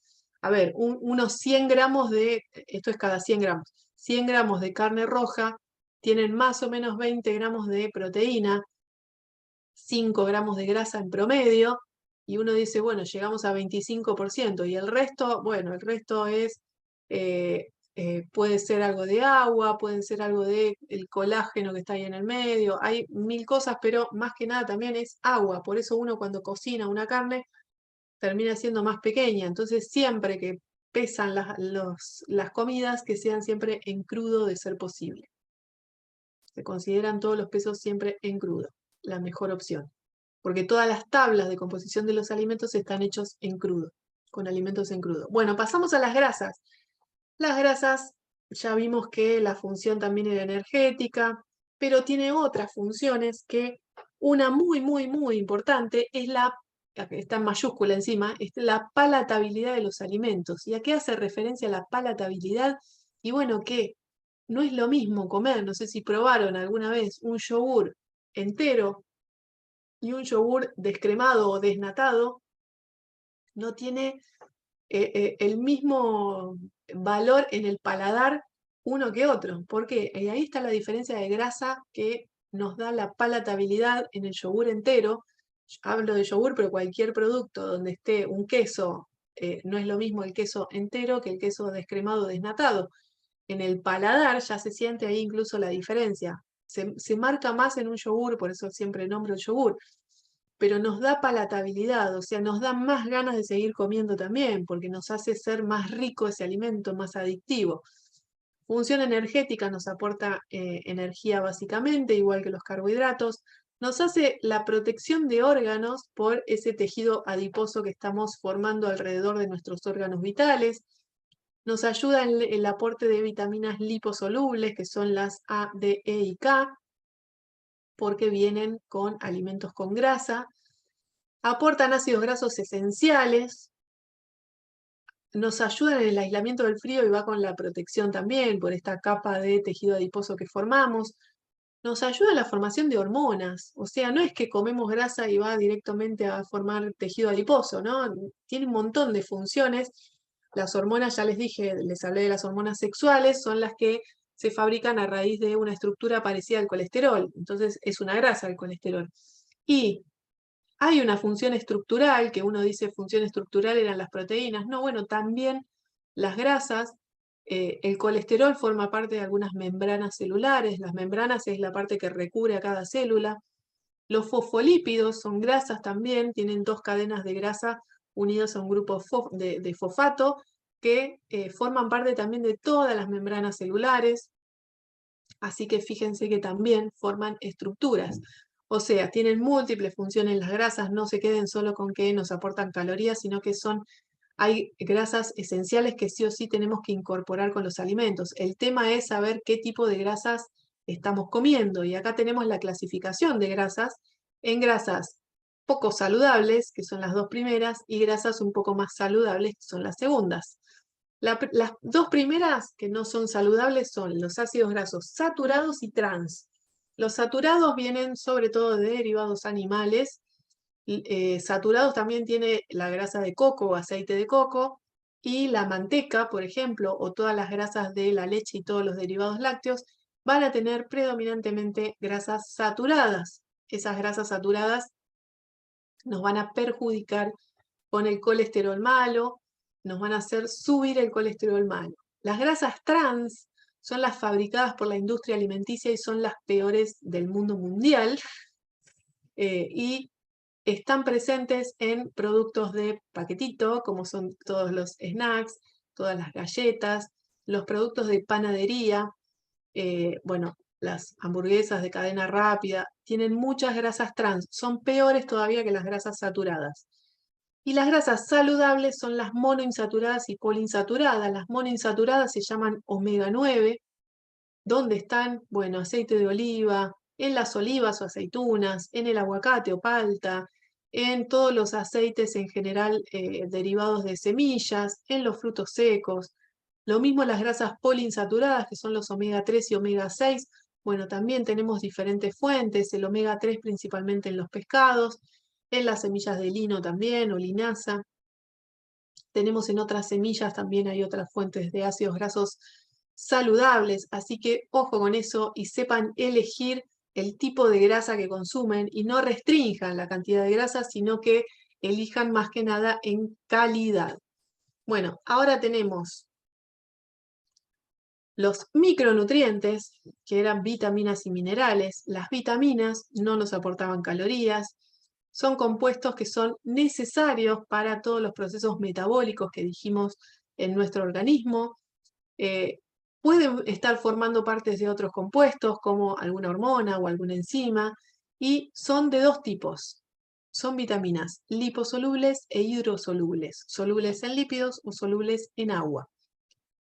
¿Qué diferencia hay? Bueno, lo que les dije antes, que las vitaminas liposolubles se pueden se pueden retener, se pueden almacenar. Las hidrosolubles eliminamos lo que no utilizamos, principalmente por orina y parte por materia fecal. Entonces, las vitaminas se ingieren... No, ya creo que dije todo, ¿no? Sí. Bueno, después lo leen esto, quería seguir avanzando. Esto. Las liposolubles eran las A, D, E y K, se disuelven en grasas, o sea, vienen con alimentos con algo de contenido grasoso. Las hidrosolubles son todas las vitaminas B y la vitamina C. Hay una salvedad en la vitamina D que ya no es considerada una vitamina, sino que se considera una hormona, porque se fabrica en un lugar, ejerce su acción en otro lugar, entonces, bueno, pero igual en la clasificación de vitaminas sigue estando. La vitamina D igualmente la podemos fabricar a través de la exposición solar por la piel. Interviene en el hígado y el riñón también. Vitaminas liposolubles, bueno, acá les dejo los cuadritos, no me voy a meter en cada vitamina porque todavía falta un poquitín más, les dejo ahí como fuentes, la función de cada una. Estas son las que sí se pueden almacenar, entonces pueden llegar a dar alguna toxicidad, pero ya les dije, yo en 20 años trabajando nunca vi una toxicidad por vitaminas, así que son un poco raras. Tampoco escuché de algún caso. Y las vitaminas hidrosolubles no se almacenan, se pueden eliminar principalmente entonces por orina el exceso que consumamos. Y son todas las del complejo B, son todas las B, y la vitamina C. Causa de alguna carencia de vitamina y puede llegar a ser ¿por qué? Falta de aporte. Falta de aporte es porque no nos gusten algunos alimentos o porque la alimentación sea monótona y no estamos consumiendo algunas vitaminas. Sabemos que las vitaminas en la naturaleza están diversas en la naturaleza por los colores que nos aportan. Entonces tenemos que comer alimentación variada en colores para aportar todas las vitaminas que necesitamos. Por excesivo consumo de alimentos refinados, saben que la fibra viene acompañada de vitaminas y minerales cuando les dije de los alimentos integrales. Podemos tener alguna malabsorción, alguna enfermedad del intestino, el colon irritable permite que no se absorban bien algunas vitaminas. Aumento en las necesidades, sabemos que en el embarazo, por ejemplo, se aumenta el requerimiento de hierro o por alguna patología que nos aumente la necesidad de alguna vitamina en particular, o porque las estamos perdiendo por alguna razón, por ejemplo, menstruaciones abundantes, ya que nombraba el hierro, podemos llegar a perder más cantidad de hierro.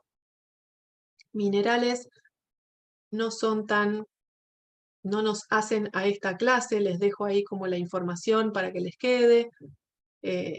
Ayudan en un montón de procesos. Los que más se consumen en cantidad es calcio, que puede llegar hasta 1 gramo por día, pero el resto son en miligramos, microgramos, picogramos, así que es muy poquita la cantidad que se consumen. Ahí tienen algunos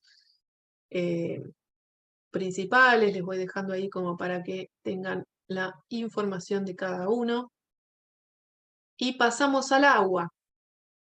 El agua es importantísimo para la vida, importantísimo también para el deporte. El agua, nosotros somos 70% de agua. A medida que vamos envejeciendo, vamos perdiendo contenido de agua de nuestro cuerpo, nos vamos secando, se podría llegar a decir, pero siempre necesitamos estar reponiendo ese contenido de agua que se va utilizando para distintas funciones. Es elemental para procesos corporales. Por ejemplo, la saliva que fabricamos todo el día, la base es agua. Los jugos digestivos, para todos los procesos digestivos, también tenemos base de agua. La sangre es base de agua. ¿Cómo podemos calcular la ingesta de agua? Ya vamos, Freddy. Y ya anticipo que no hay una manera, no hay una cantidad de agua que sirva para todos igual y que sea, bueno, 2 litros para las mujeres, 3 litros para los hombres. Vieron que es algo como muy en promedio que se dice. Lo que pasa que depende mucho de nuestra actividad cotidiana, de nuestra actividad física, del ambiente donde hagamos la actividad, en ambientes calurosos, en ambientes fríos. Vamos a tener diferente necesidad de agua a lo largo del año, a lo largo de los días, a lo largo de nuestra vida. Entonces, no hay una cantidad que podemos decir, ven que hay también 8 vasos de agua por día y te asegurás salud de no sé qué. No es tan así, pero el agua se necesita para todos los procesos metabólicos. El tema es que, ¿cuánto? Bueno, la manera de ver cuánta cantidad de agua necesitamos es mirando, perdón si alguien está comiendo o tomando líquido en este momento, es ir al baño y observar el color de nuestra orina. Si el color es amarillo claro, estamos bien hidratados. Si es transparente, estamos tomando agua de más. Si es amarillo oscuro hacia amarronado, estamos deshidratados, tenemos que aumentar nuestro consumo de agua. Entonces lo vamos viendo a lo largo del día cada vez que vamos al baño. Nuestro estado de hidratación, si quieren, bueno, se va chequeando a lo largo del día. Entonces no hay una cantidad acorde a cada uno porque depende de tantos factores, la cantidad que necesitemos en el día, que es imposible que todos los días necesitemos lo mismo también. Entonces, la mejor manera es observar el color de la orina. Juan Manuel pregunta, ¿el mate o el té no cuentan como ingesta de agua, no? No, en lo posible, el té puede llegar a contar, el mate no, porque el mate, sobre todo los primeros mates, deshidratan.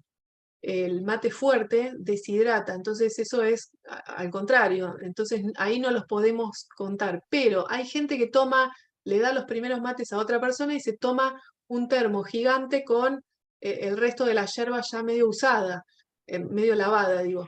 Eh, en esos casos se puede llegar a considerar como parte del agua requerida en el día, pero ya te digo, vas al baño y ves el color y ahí te quedas tranquilo de si estás bien o no hidratado. Son infusiones, dice Fernando, claro. ¿Alguna consecuencia? Lo mismo el café también deshidrata. Daniel, ¿alguna consecuencia considerable tiene el exceso de agua? Sí, te disuelve la sangre, te da una hiponatremia, te baja la cantidad de sodio y puede ser perjudicial a nivel cardiovascular, sobre todo. Igual que el café, son diuréticos, ahí aportaba justo Frederick. Voy a mutear a alguien. No, perdón, hay alguien que está con el micrófono. Bueno, no lo encontré. Acá, Arturo. Perdón, te muteo. Eh, entonces, ¿cuánto de agua? Ya les dije, no hay una cantidad igual que sea para todos. Se considera también agua el agua que aportan los alimentos, entonces también la podemos considerar como agua. Lo que les decía, la carne es 20% proteína, 5% de grasa, pero también tiene algo de agua. Bueno, se puede considerar, sobre todo frutas y vegetales que son mayormente agua. El resto no tiene tanto de agua, unas galletas no van a tener tanto contenido de agua, son bien secas, pero ese contenido en los alimentos no suele llegar a pasar nuestro 20% del requerimiento diario total. Entonces, hay gente que no lo considera como parte de la hidratación. La hidratación es agua, a ver, no nos mintamos. Porque incluso si tomamos gaseosa, nuestro riñón tiene que filtrar todos esos sustratos extra de colorante, aromatizante, saborizante que le agregan la industria. Entonces, ese filtrado también se va a llevar parte del agua que estamos tomando con la gaseosa. Vieron que la gaseosa no saca la sed porque aporta tanta cosa extra y ni hablar de una gaseosa común, con azúcar. Juan Manuel, ¿qué opina de tomar proteína con agua mientras está entrenando? Puede llegar a ser, si es bien tolerado, ojo ahí con la tolerancia intestinal, si es bien tolerado, va bien. Si no, después de entrenar, va bien. Fernando, Paso de los Toros arrolla la sed. ¿Tenés ahí alguna comisión? Paso de los Toros. Bueno, les dejo ahí recomendaciones generales, pero ya les dije todo con la cantidad.